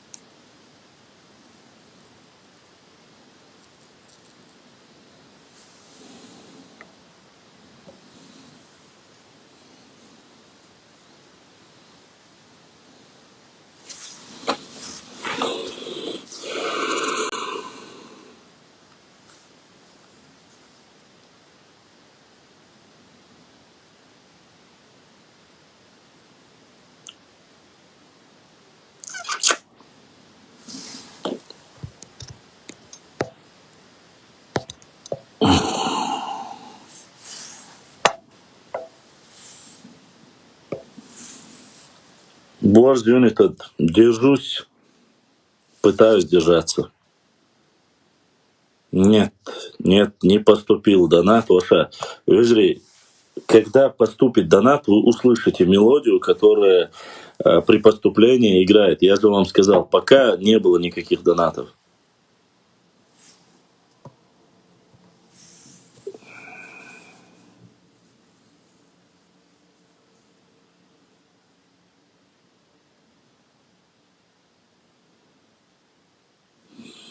Друзья, давайте договоримся так. Я админ канала. Я знаю, что нужно и как нужно делать. Есть определенные правила, которые нарушать не стоит никому. И поэтому время от времени нужно вести грамотно. Освободил Муса.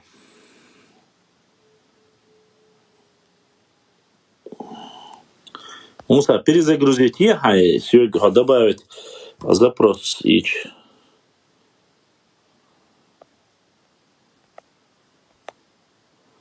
Добавить вирора, сегодня запрос цейла.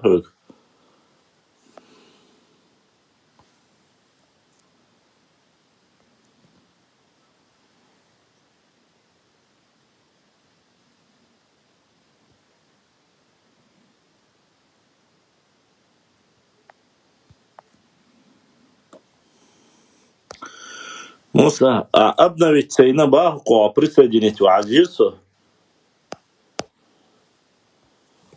Это что ты? Обновите ЕСБАХ, если Муса хочет присоединиться, обновите ЕСБАХ, а телефон дяхуется. То перезагрузите езит ешай.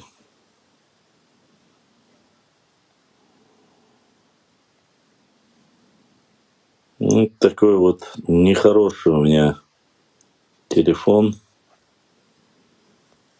Не от меня это все зависит.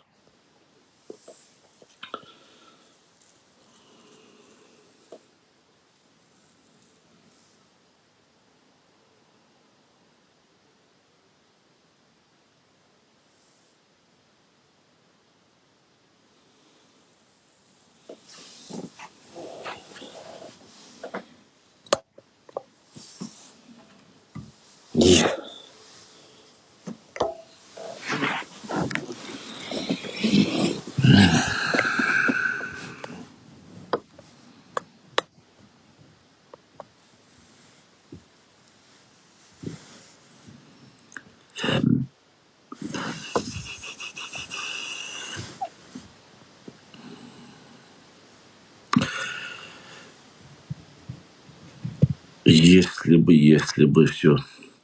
Если люди приходят в гости, если отправляют запрос, я принимаю людей, я общаюсь с людьми. Есть определенные ограничения, которые я не хочу говорить. Там внутренняя политика меня не интересует. Какие-то исторические процессы, исторические какие-то моделирования всех процессов, как это все зарождалось, вот это мне интересно. Понимаете? Поэтому мне нужно понять мнение людей. Я не хочу никого ни задеть, ни обидеть. В основе своей мне касается, мне нужно было узнать, откуда вообще вот эти течения появились, понимаете? Откуда вообще вот этого зерна, и кто вообще является автором этого всего. Хотя, снова же, тот, кто изучает историю, прекрасно знает, что мы об этом с вами говорили еще 3 года тому назад.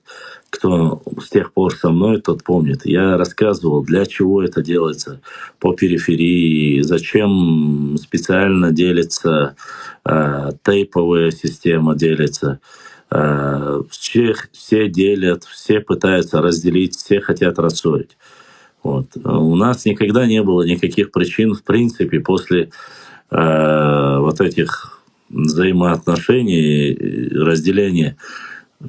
Все прекрасно знают, что мирно, так как разошлись два брата, чеченцы и ингуши, даже в того периода, не расходилась ни одна республика. Самым мирным образом они разошлись. Вот.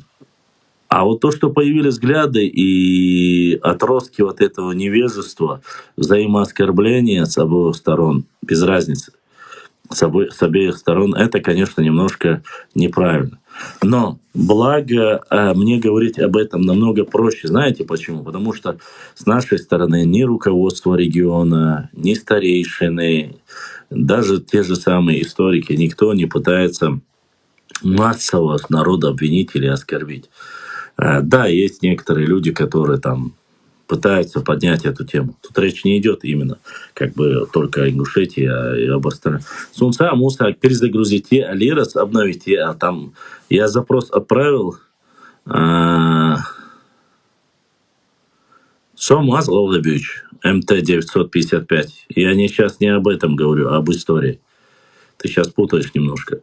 Что касается вот дробления как таковой, оно и на будущее. Параллель мы должны видеть. Если масла Бахасам, вы знаете, это когда даже появляются муниципалитеты. Вы помните, вы, может, не знаете, тот, кто возглавляет или ведут муниципалитеты, они вечно оспаривают земли, села, и вот это даже между собой муниципалитеты. Ер Санхайна Урус-Мартановский район, ер Шалинский, ер Харкусок, Халу, Харкусок, Далу. В 60-м он у нас был, в 70-х он у нас был. Вот о чем, понимаете, вся проблема. Это всегда было, и тут разницы нету. То тагинцы, то шалинцы, то там теркисты. Если не тейповая тема, то религиозная.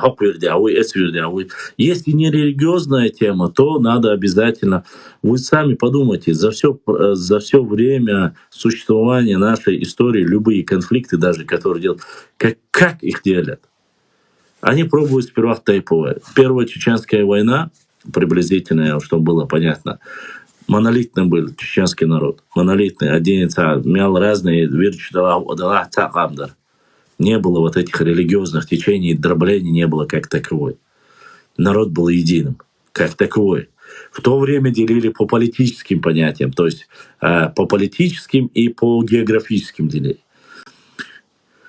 Потом это ушло на нет. Политическое ушло, территориальное осталось, и к территориальному добавили религиозное и территориальное.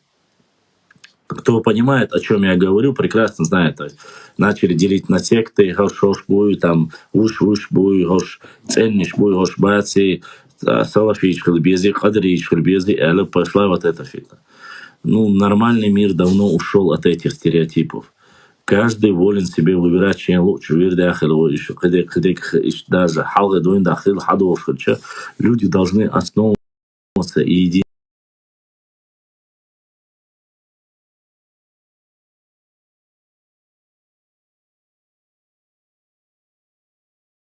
Но в Чидуе давайте воспитаем у себя хороших инженеров, давайте воспитаем у себя хороших медиков. Вот почему нет, вот в этом стремлении нету споров? Почему не говорят хирургу, физику? Вот почему вот таких вещей никто не говорит? Салам, бул, сабау, ю, все, меня, нас 40-50 тысяч, все, мы самые крутые. Это 50 тысяч юка, сколько у тебя чемпионов мира? Сколько у тебя генералов, сколько у тебя медиков, сколько у тебя инженеров, химиков, биологов. Вот к чему нужно стремиться. А если вот этого нету, гордиться, в принципе, чем мы можем. Понимаете? Я не знаю, честно сказать, это для меня немножко непонятная тема. Салам алейкум, Башлан. Ва алейкум салам. Там, да. Башлан, надеюсь, здесь есть подписчики канала Галгар Гостиниц, хотя бы 1-2 хила. Вы закинули туда фотографию со встречи, вот где вы сидите, Башлан, со встречи за столом. Исур Чукуясан, 2 метра сделали описание, что типа вот это ингушофобы собрались, обсуждают типа ингушей обсуждать собрались, хотя вот в таком описании. Слушай, это не смешно, Это просто, знаешь, почему не Нет, смешно? смешно мне, потому что я там был, я знаю, что там Так вообще... я-то знаю, что там, кому до них есть дело. Цукела далак, эдиду просто комментарий. Что цукела ашдал надать, дел гадачу. Аллах, туеш мадачу, шикапек, мабош на мадачу. Зудри сан цукела хойшен, Аллаху кэлэлшен, эз вож, аш цукела мэлияз воштек дуй, аш ту сурт ирна мэл бошлек. Цанна дэн хумцал, шай кюрта гойлшон. Ца дайойл зудрия, ца базра ашол дуй, шай даум доч. Ис сан цукела хойшен. Zu admin связен чунах тиеша тяж. Шу цадится, дагом дочь тут хо. Я шу доцешь, у нас что своих проблем не хватает. Прям собрались, ну и вот большой зал сняли, чтобы обсуждать вас. Аж хую чуть хайн балбушут, что вообще ларт аюшонах. Все просто чертой сторис увидел эту публикацию, зашел. У меня реально там челюсть отвисла от этих комментариев. И они, главное, слепо верят этому, то, что там написано, что якобы эти люди собрались именно ингушофобы. Я вот первый раз сегодня услышал это слово. Оказывается, есть какие-то ингушофобы, то есть не какие-то, ты ингушофоб, все, кто там сидят на фотографии. А что, я вам написал там комментарий, я уверен, что вы меня заблокируете, удалите. Я специально зашел хоть поздно в эфир, это сказать, я говорю, Лоша, мудаки. знаешь, что я хочу тебе сказать? Честно скажу, я уже церцем вообще интерес. Я не то, что не смотрю, и мне даже дела нету. Там, где кто-то что-то ведет или ведут какую-то басню, мне неинтересно. Сигирош кэтчхэна, вообще тематика как таковой, они хотят балбуш такой. Вообще. Так я знаю. Вообще что там нету обсуждать. никакой там речь просто-напросто шла об том, что у нас реально есть пробелы в историческом плане. Мне, Башлан, вообще сейчас, Нет. сейчас скажут, что ты сейчас сидишь, как бы оправдываешься. Смотрите, Нет, кому нет, я какое это... дело? Я просто ждал, пока Муса зайдет, а что я не Кому какое дело? Где хотим мы у себя дома? Еще что? Или перед ним отчитываться должны? Я. Да. Ну, царь, да. Şu sene ol bir hom şu nokçı şey Allah şu ki barçalıçık. İmina şu yüçük ela aşır. Şika pek bu şu yatsu nüade alirzat adman doş elu ali o sa yatçu. Çuk ela koyşan. Зуд бер, шай зудришин, дол да шайнах, что вообще 2 часа ночи они сидят там, да и проклинают чужих мужиков, которые вообще про них знать не знают. А на это вот абсурд, Инстаграм, что если без своего спроса, хаягу, что сурт хватини, свободно можешь жалобу отправить, чтобы этот аккаунт заблокировали. И тем более с таким описанием, что якобы ты сел там обсуждать ингушей. Вот бросил все свои дела и пошел вот стратегию, дуй обсуждают, вот как, с какой стороны дует и лол твой. Вообще, Волгоградина уже пошла, не знаю. Аллах Да, Горбатова могилы исправят. Сам да, сам да. В Грозном, сегодня прошла встреча в Грозном, ингушофобов, кафиры используют, им платят всякую дичь. И главное, Оля, ты думаешь, вроде бы, и что ты захочешь, будешь, ну и аккаунт. Что, Муса подключится до делимации. Да, слышишь, ДРС? Муса. Хорошо, Муса.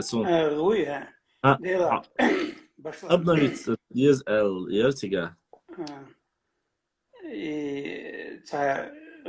Коротко, Эльчи, воймосу Канхач, диктер, я даже в конце 90-го, начале 91-го года Жахаром несколько раз говорил по этому поводу. Вы все равно цхакам до Йорси Батеш, Дин Камел, Моссума Цадуи, судьба Цаю, будущее Цаю, Галгашс. Галгаш, нохчихал, целя, ой, мусу, галга, халивой. Давай эту идею, Валла, я говорю, я первую свою семью перепишу, что мы ингуши. Давай все перепишем, Мусубе, Нойцон, вообще все ногти, все мы ингуши. Уже гадден, я ему говорю. Вот, а к 90-му году уже началось все это, в 89-м году. Вот Сейнерою, Богатырев и провокатор шли, которые потопили свой ингушский народ в крови в 92-м году, они потопили. Не осетины были инициаторы, они были. Вот. И когда начали в 89 году, к 90-му году мне уже понятно было, мне лично, что это далеко зайдет. И я Жахару говорил, давай массу, галга буали, сакам дуали записать, давай. Он там, поднял меня на смех, там, давай, Муса, меня, нахуй, маэла, кричать, маэла. Я говорю, я не буду тебя выдавать. Он мне говорит, нахуй, Валла, гадден, я ему предлагал такое. В любом случае,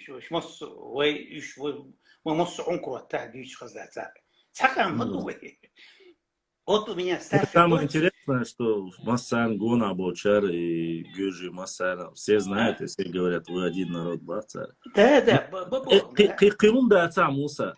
Ну, Сталин, что бы кто ни говорил, ни Сталина, ни его окружение, разве их можно было бы каким-то образом сказать, что они не знали, кто мы есть? Они знали прекрасно, кто мы есть, и вместе нас всех в эти скотские вагоны и депортировали всех без исключения. Их же не оставили и не оставят никогда. Вот и модель Башлам, вот об этом всем у меня времени сейчас не хватает, к сожалению, писать обо всем этом. Ну, хотя я так отрывочно, нет, пишу, говорю об этом, но это мало.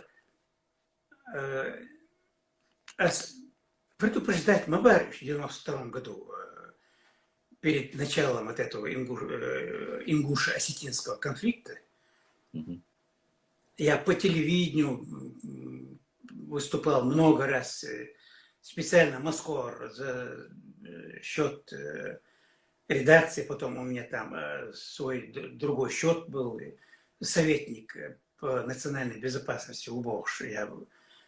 Там у меня отдельная зарплата была, и с этой зарплаты, и счет, и цигар средств потратить на Ибрагим Бейлибор, полковник, профессор истории. Галаш ничего духлещили, потому что он восславлял ингушей там, и так далее. Теплым словом отзывался об ингушах. И Ибрагим Бейли Хауалин, Цюньцани, телевидение, по республиканскому телевидению. Разов 5-6 я выступал. Значит, ингуши, не бунтуйте. К 92 году Дикаш номер пригороды Терьер, там, де юре, там, Осетии, а де-факто полностью Галакера, пригородный район. Мало того, в Осетии они уже взяли почти заглотку северных осетин.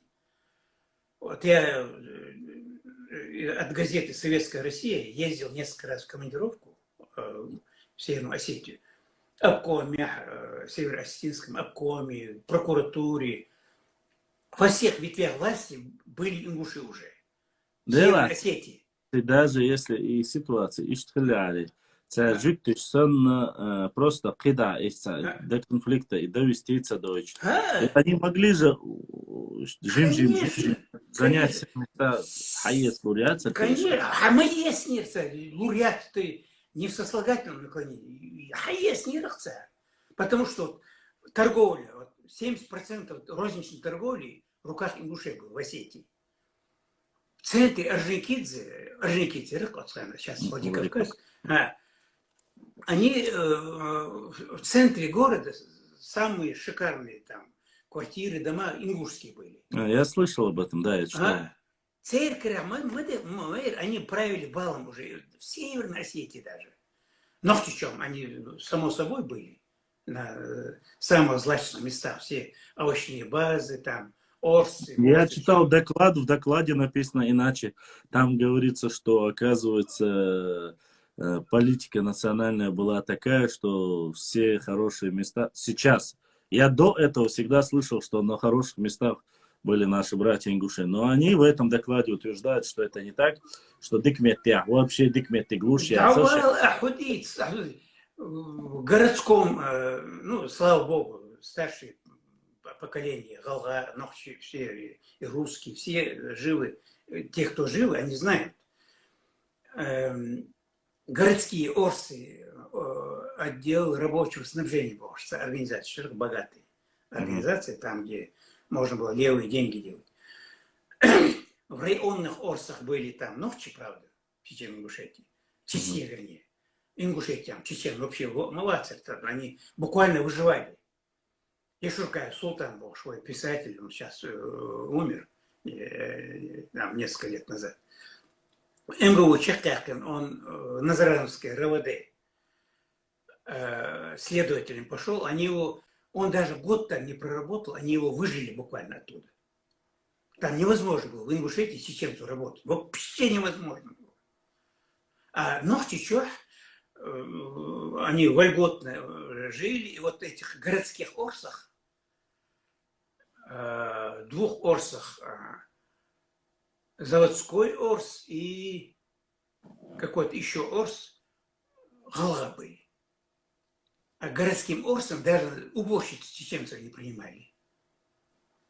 А овощные базы все Галга были полностью.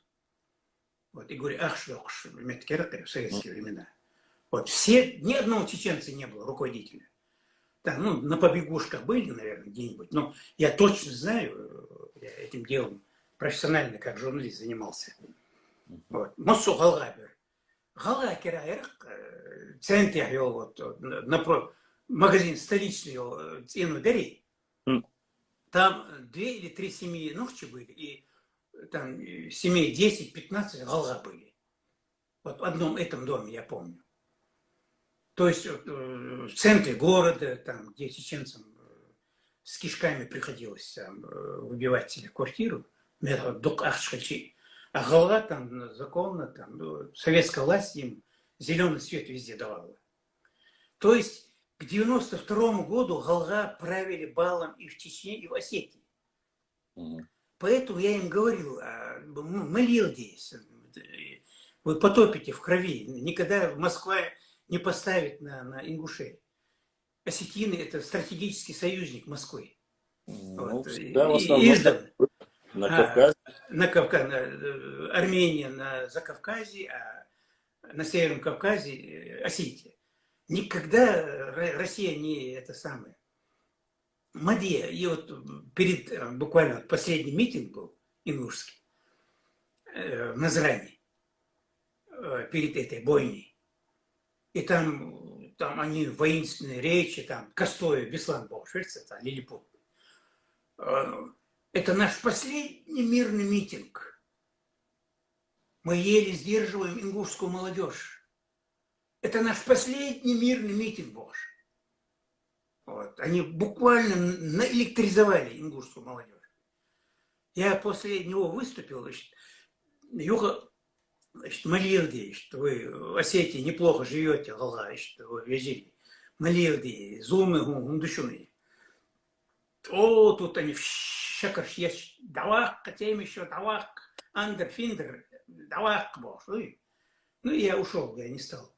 И буквально Ирщики, Цадейлер, и они там КАМАЗы обшили стальными листами, установили эти АГФ, 28-зарядные там станковые пулеметы, там это, и 3 дня там они там юродствовали, и после этого осетины повели себя как истинные евреи. Вот. Подождали, видимо, там, или у них сил не было, я не знаю. Кадина, ингуши там лютовали.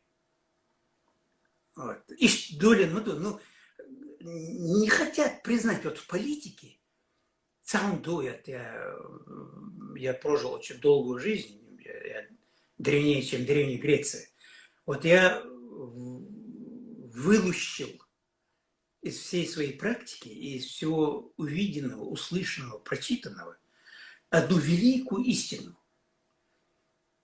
Если в политике не признавать свои ошибки, это гибель для политика самого и для того, кто идет за этим политиком. Сколько идиотских ошибок я допустил, допустим, в своей жизни. Вот я вспоминаю, да, но как я могу скрывать свои ошибки? Исправить ошибки надо. А вот они категорически не хотят признать ошибки. Категорически. Если я как раз таки, когда изучаю историю, и как раз когда говорю об истории, всегда призываю, говорю, изучение истории это не для того, чтобы пересмотреть какие-то политические вопросы. Нет. Изучение истории это показать людям, какие ошибки мы допускали в прошлом, дабы не совершить их в будущем. Чтобы не было, не дай Аллах, чтобы не было, как раз таки не было ни капли крови, потому что мне разницы нет. Это надо вот как раз таки призывать к мирному. Кавказ, Муса, как бы мы ни хотели, как бы никогда в жизни не будет моноэтничным. Никогда не будет. Национальное, этот маленький лоскуток земли, именно золотой лоскуток земли, здесь проживает столько народностей, которые наоборот таки должны были призывать, не убирая своих каких-то культурных ценностей, жить в мире и согласии. Сегодня создано столько очагов на этом маленьком куске, на Горный Карабах, грузино-осетинские, грузино-абхазские очаги. Чечено-ингушский, чечено-дагестанский. Я почему имею в виду чечено-дагестан? Потому что когда есть вопросы касаемые там каких-то земельных вопросов даже, то сейчас-то это уже все решено, по крайней мере, в плане, политическом плане. Но отсюда если мы пытаемся заниматься и говорить сугубо о своих каких-то исторических планах, истории или этнографии, ты начинаешь разговаривать с нашими людьми. Вот сейчас мне интересно, почему я спрашиваю, как очевидца тех событий непосредственно тебя, Муса. Потому что я хотел вот узнать причину и вот зерно вот этого раздора, который, начиная со времен Ермолова, так сказать, и их специально вот делать для чего? Если мы пытаемся сделать Россию сильным государством, с единым, ну, так возьмем как СССР, интернационализмом, то создавать очаги напряженности, с одной стороны я понимаю, а с другой стороны не понимаю. Почему? Потому что в любом случае сейчас при решении вот этих вопросов Москва дистанцировалась от этих вопросов. Они сказали, вот вы два брата, чечено-ингуш, решайте свои вопросы. Основываясь на договоренностях, то есть последнее государство было СССР. Последнее, когда вы объединялись, каковы были территории, так и вы должны разъединиться. Если ты перепрыгиваешь сразу и начинаешь говорить там о временах, подожди, нет, мы хотим, как во времена, когда создавали нашу Мастабас, округ, когда создавали, но тогда чеченцы могут точно так же сказать, подожди, а мы хотим до того, как вас создали, вот по этим же территориям. И вроде бы раньше, Муса, проходило все как. Вроде бы старшие говорили, младшие слушались. Ишда халх. Вообще, по сути. И мы же все говорим, старших по уважению, старшим всегда все. Гастыш халхам лил, давай, по крайней мере, ишдарбов. На сегодняшний день, наоборот, некоторые молодые говорят, а эти люди, я не знаю. Честно скажу тебе, вот по последним разговорам, даже которые у нас есть, по Лулхуашбулой, Черси, Шкибеш, ну вот лезгины, допустим, с нами как таковой границы не имеют. Я всегда задавался вопросом. Лезгины, которые имеют Южный Дагестан и в этой области. Адыги, которые тоже Западный Кавказ. И гейн больше, по сути, Черкеша относиться, больше Кабардинша. Но у них нету, вот, я вот с ними общался, У нас были, и мы воевали друг с другом, то есть были набеги, я имею в виду, со времен шейха Мансура, кто-то поддерживал, кто-то... С этими людьми ты начинаешь говорить, в конце концов они говорят о братстве, единстве, и у нас нету проблем. А вот вроде бы, у нас как-то происходит, я уже честно, Балдык Муса, я понял одно, то, что со времен, если люди говорят, Харшадик возникла только с 18-го года, я говорю, что это не так. Почему?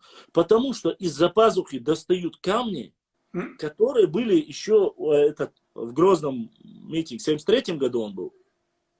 Ну, ты знаешь, это уже давно определено. Водораздел прошел 250 лет назад. Ну, политический водораздел, люди. Политический водораздел. Мы воевали, они не воевали. И у них комплекс дуется постоянно. Вот они как соблазненные и покинутые. Вот мы с Россией всегда были, мы воевали с Россией против общих врагов, а вы нас, это самое, осетин любите, нас не любите больше. До сих пор они воют, до сих пор. Не надо даже копаться. Любить, да, умама, да, они с нами фактически и не граничат, это маздоки, а граничат, я скажу, кривой церцан любит, да, цега, ума, дам, да, церцан. Мы никого, вот самое интересное, мы не должны никого любить. Да, мы да, народ состоявшийся, ой, юка, объединить цедин, ой, юка, бертабес, размерз адьештуй. Ой, клиент абеш, видишь, мова, оставишь ли, да, он, ему да, он, видишь, хлебурвеч. Хири свяқиетер ватса меттах, свяқиетер беш, савежри галгабу, савежри кибершабу хитео. Но за ему ситуацию, оставляя там внутреннюю политику и соседнего региона, мне просто-напросто, когда выступают желания есть у обществ ногчи бош, уаствай бош, ногчи чурвис пучена, мне просто что меня задевает, когда начинают говорить иш уахта айна иш кирина ош, валлахи цахирина. Но не, имеется в виду, когда начинает уаства скуза больше, твои вали даишка дуинда, твой ногчи дош, твой хадош, твой адит оли, им это не нравится. Ну да, понятно, это комплекс горбуна называется. Вот, ну когда ты говоришь, что я соборный, что нравится, дар цедари, мадать свой святущий, оставьте нас в покое. Асбах, Аллахи, я от всего сердца, Аллахи, была, я буду только рад и счастлив, если Ингушетия, Дагестан, золотые дороги у вас будут. Да, хулитили. Да, хулитили. Давайте, вот как помнишь, в советские времена был мультфильм про кота Леопольда. Да. Давайте жить дружно. Да. А ты начинаешь говорить о каких-то политических процессах, конечно, если ты не хочешь адекватного ответа, то и не начинай этот весь сыр-бор. Да. Мне важно в основном поговорить именно с Мусой, там, все, кто, Руслан Хасбулатов, кто там остался вообще из этих людей. Нам нужно выработать модель, которая в дальнейшем ни в коем случае бы не допустила, и исторически не допустила бы какого-либо дальнейшего дробления или уничтожения. Иду, главное, Каждый второй человек, через 50 лет он будешь ну ты же за эти 50 лет ты можешь воспитать плеяду людей, умных, образованных, интеллектуально развитых людей, которые будут развивать твой регион. И да, сам. Ведь вы, допустим, что именно Хадуиш, и вот плеяда, считается, что в советское время воспитала целых ряд интеллектуалов, чеченцев, коими являлись вы в то время. Но ситуация была такая, что несмотря на все это, люди, которые желали, грубо говоря, не смотреть на прошлые ошибки, решили там пойти на пролом, и чем это для нас закончилось. Поэтому нам рассказывать про войну никому не стоит. Ни в коем случае. Допускать, да еще. Нам выживать надо. Аллах, он падает Муса. Вчера я буквально рассказывал, ребята заходили о возрождении родного языка, мы обсуждали вот Саиди Цани. Когда мы говорим, есть у нас такие отрасли, которые никому не... Дукция есть сега. Там немного платят. Это неинтересно, понимаешь? Это не фешенебельно, это не так круто. Но всегда есть моменты, которые ты по максимуму можешь использовать. Мне кажется, и вот как раз вопрос к тебе, Муса, что нужно сделать нам, чтобы вот нам, вот ты мог сказать, нашему подрастающему поколению или даже среднему классу, каковы должны быть вообще стремления наших людей, чтобы не допустить ни в коем случае вот этих религиозных, политических, территориальных, несмотря на то, что наш маленький регион, к чему должны стремиться люди, которые сегодня называют себя космополитами, или, я не знаю, даже или чересчур, чрезмерно относятся как-то вы арабиш, цацбиш, арабиш, чуабулчарела, чуга, шимах биша, и лырдал это показало последние 3 года.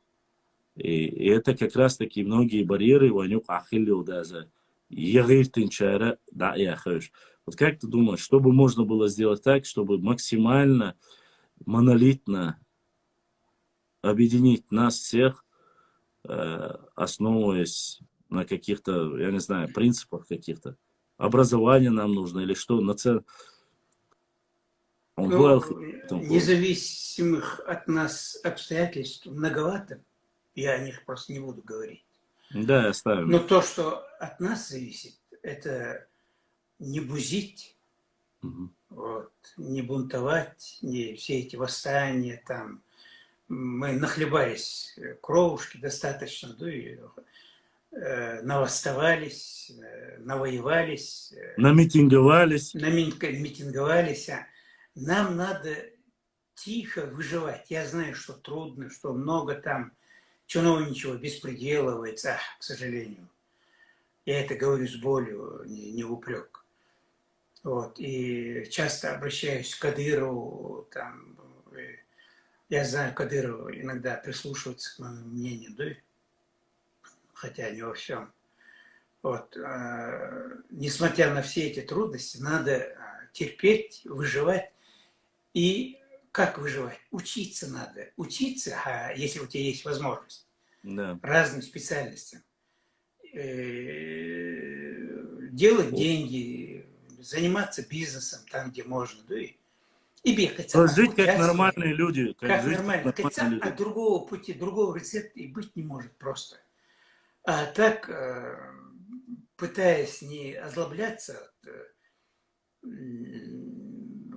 отношения строить с соседними народами уже на таком зрелом политическом уровне, зная, что в политике не бывает братьев. Так это плохо звучит, конечно.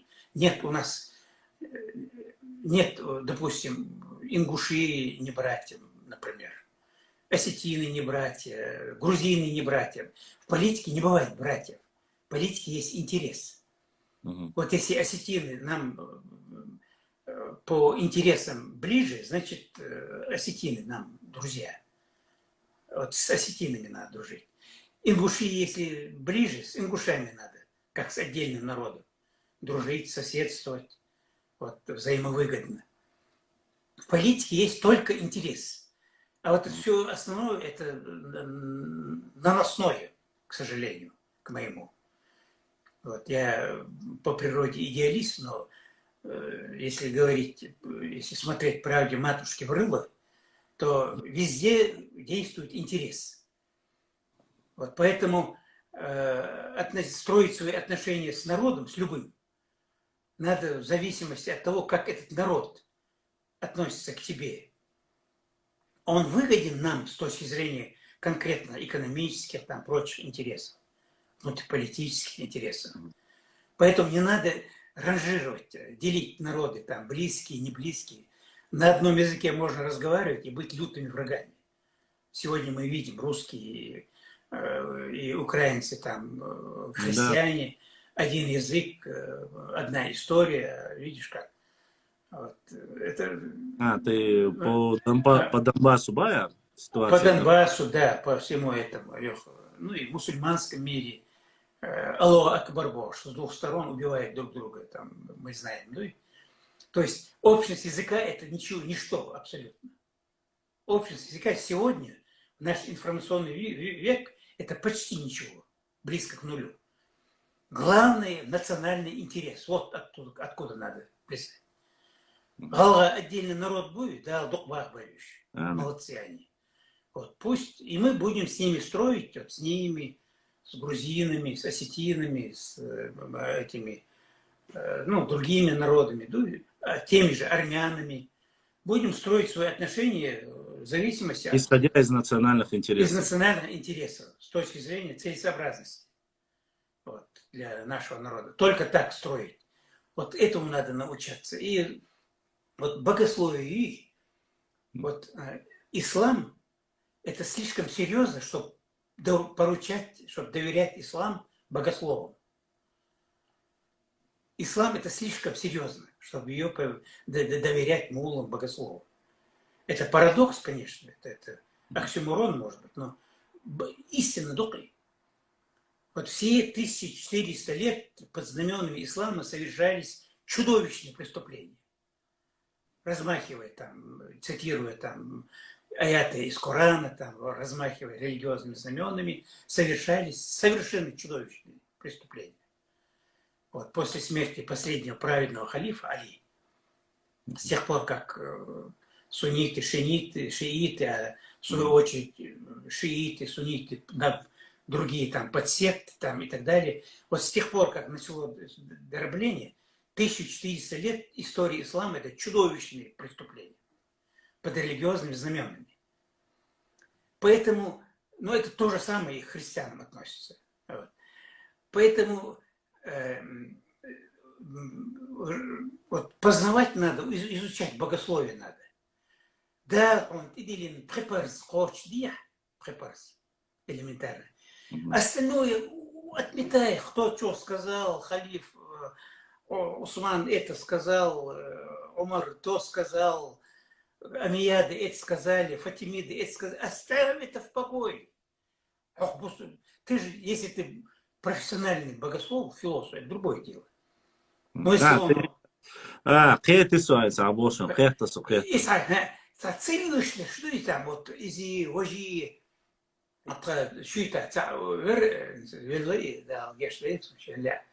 вот он свою секту отдельную, внутри Илсамир Хаджи секты, создал другую секту. А основа какая, я вот пытался у него, оказывается, Масар Патих Алевый, Патих Алаквай, обычно там делаешь, а он докопался до великой истины, которая была сокрыта от очей всех остальных, вот, что надо не Патих говорить, а Фатихат Алдис. И вот на этом основании он секту целую. И он совершенно Коран и Хадиш, я дол, что он что и выдумывать даже лишь могущий. Ой, нахче муж. Я религиозная тема, вообще реальность. Это для меня это немножко вообще не так. Если мы не будем затрагивать эту тему, у нас опять единство не будет, понимаешь? Секты у нас. КГБ секта еще ойнёкай, доку. Ну, цапаял секту явно там, Илсамир Хаджи, Ауди, Эли, Кошкальдер, Зио, и тех, Эля, так нормально, которые жизнь кончили в борьбе. У ингушей это Баталхаш тоже был мужественный. Вот, погибли в бою, да, и неподкупно там воевали, да, и, но в основном подставной Гаскаш, создатель секчующий. Поэтому если мы каким-то образом, ну, культурно, так, чтобы не оскорблять чувства верующих, как говорится, да, затронуться, да, нами будут манипулировать, делить на секты и травить друг на друга. Это Ну, тоже сейчас, очень... конечно, всего на сегодняшний день с этим уже проблем нету. Максимально в этом плане Да, те, аминь. так. Сейчас Но, с этим проблем, конечно, нету. Единственное, что главное, чтобы молодые люди под разными соусами не пытались, не забирали никуда. Там война, в Бирме война, здесь война, больше. Поэтому специально, вот я знаю, я просто точно знаю, у меня есть информация, это давнишняя информация, пассионарную часть чеченского народа надо истреблять. Есть план такой, кое у кого. А для этого они вот вечно... до нас и не надо вообще никакого плана не нужно. Дайте по одной машине, мы и так все. Нет, это по одной машине, это частичное уничтожение. А тут массово надо. А чтобы массово осуществить, вот вы думаете, там ИГИЛ, это спецслужбы там разных стран. Что работает, ЦРУ туда, работает и остальные работают. Да, туда конвейерным путем отправили дееспособных, ну, молодых чеченцев, и по разным подсчетам от 2,5 до 4 тысяч чеченцев туда послано. Там паспорт шпадемный по $300 ахчалуш переправляли в Турцию, из Турции там на территорию действия. Они многие с женами поехали. И так теперь далее. детей и жен, кто Да, пытаемся жены, они вытащить. из рук в руки передавать. Там жены, дети нищенствуют. Хорошо, там Кадыров, говорят, детей, много детей привез. Да, большинство. Вот. И что, ну, чужие интересы не надо сувать свой нос молодежи. Да. Вот это надо говорить. Вот ты спрашиваешь, что надо делать. Вот что надо делать. Сейчас в мире очень много искусственно разжигаются конфликты. В эти конфликты не надо сувать свой нос чеченцам ни в какой. За пределы Чечни никуда нельзя чеченцам. Ни в Грузию, ни в Абхазию, ну, тем более Африки, колодцы рить в Африке, там, воевать, Ливии, вообще харля. Вот от этого надо оберегать молодежь. От этого.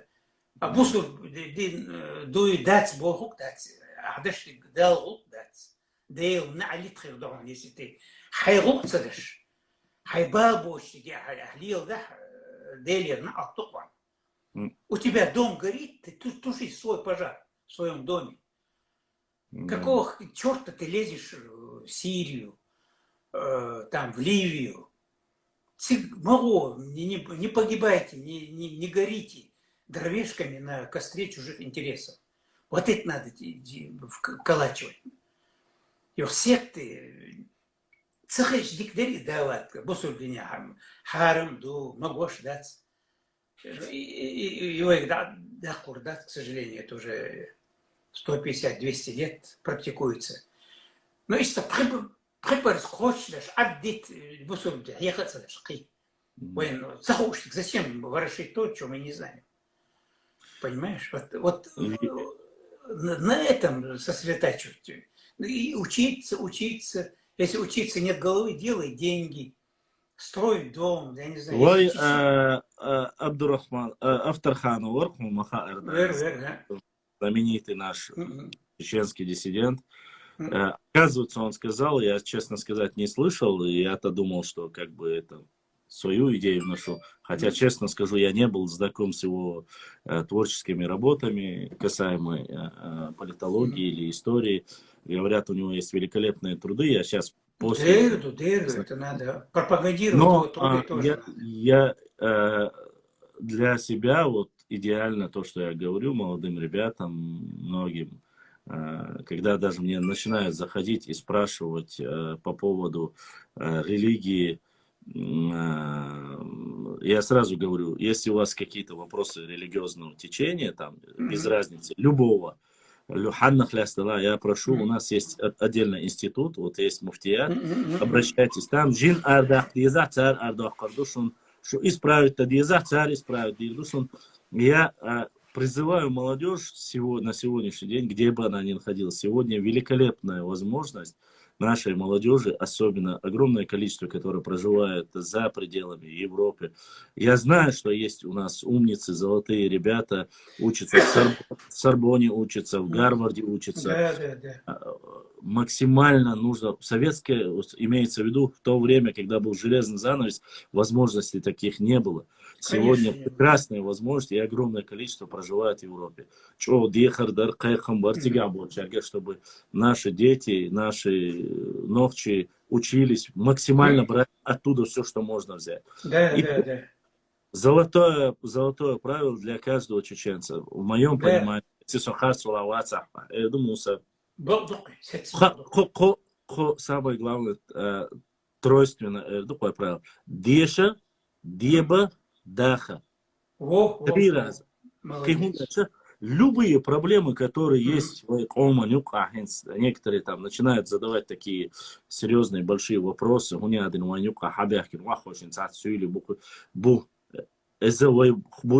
Почему? Потому что они граждане нашей республики. Сегодня наша республика не является мононациональной республикой.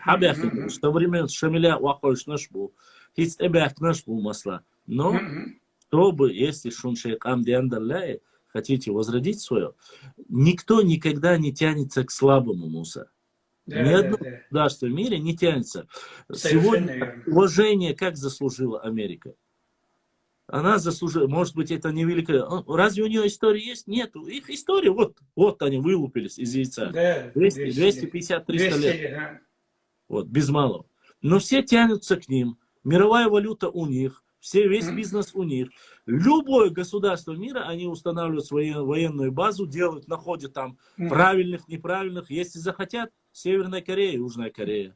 Япония не имеет права армию свою держать. Германия 2-3 года тому назад, Германия попросили вернуть свой запас, золотой запас. Они шиш показали и начали там поднимать дестабилизацию. Резко поднялась паника сирийских беженцев, которые там миллионами проживают. А до этого не было никогда проблем. Я к чему это говорю? Всегда любое государство стремится к сильному.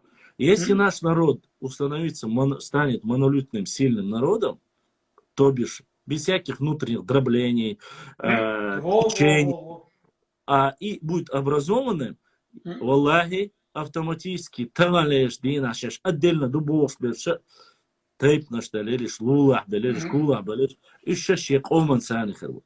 А если мы будем слабенькими, хилыми и вечно от всех отбивать, нет. Мы сегодня есть прекрасная возможность. Муса асяwan элэг сухант эдалвашо. Среди всех регионов Северного Кавказа, кому бы как ни нравилось, Конституция Чеченской Республики написано чеченское государство. Ни один субъект здесь, на Северном Кавказе, я, по крайней мере, не знаю. У нас написано чеченское государство. Но в Чечне.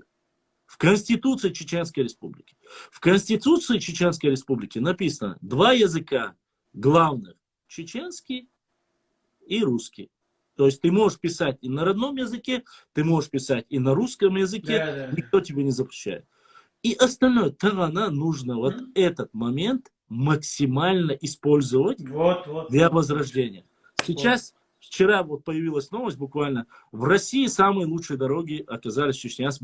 Давайте вот эту тенденцию не оставлять. Лучшие инженеры в Чечне будут, лучшие медики в Чечне будут, библиотеки и все остальное. Спортсмены ищем Гуртар Хилбар.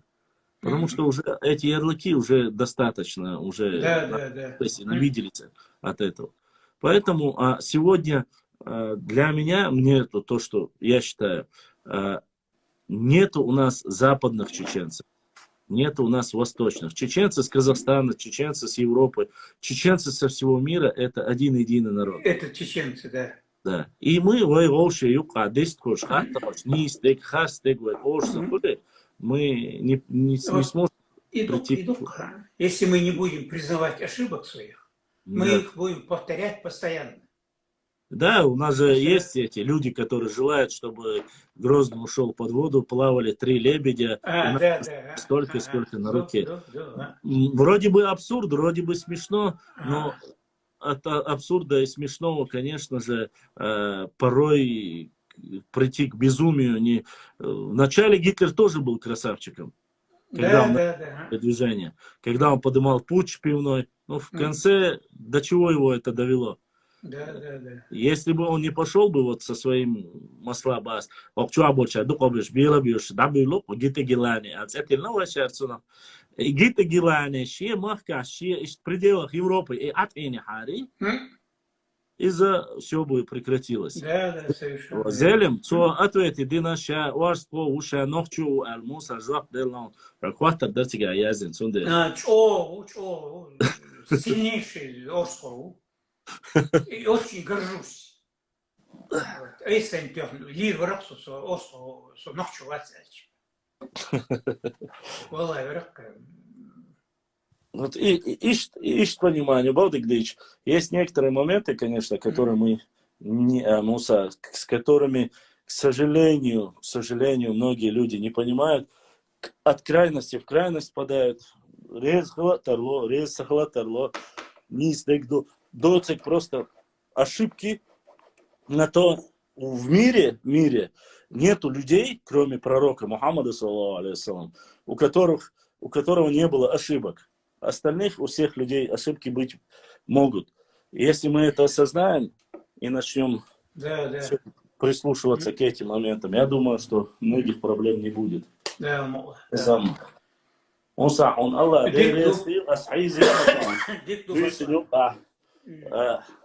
خصيصي ووش هاي منين هاي خزق حقوش خلش تونجو خزق يتردو ما خلق يتردو. Если у вас будут вопросы, ты скидывай мне свои вопросы, я тогда буду выходить время от времени. Хорошо, да, вам. Давай, что массе, адик давай. Адик, да, лазим. Так.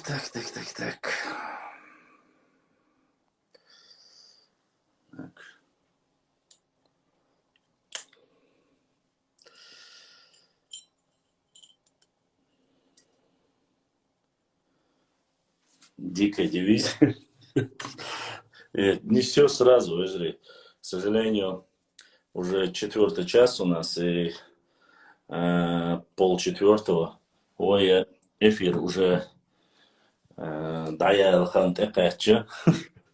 Если у вас кан я хаусар дуаль, что масса дерез хил по максимуму интересных гостей, друзей, подписчиков. Хабало хаусак буа, да, массухайна шадик ценисло.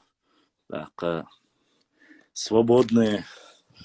Не забывайте подписаться на канал. Не забывайте лайкать, оставлять комментарии.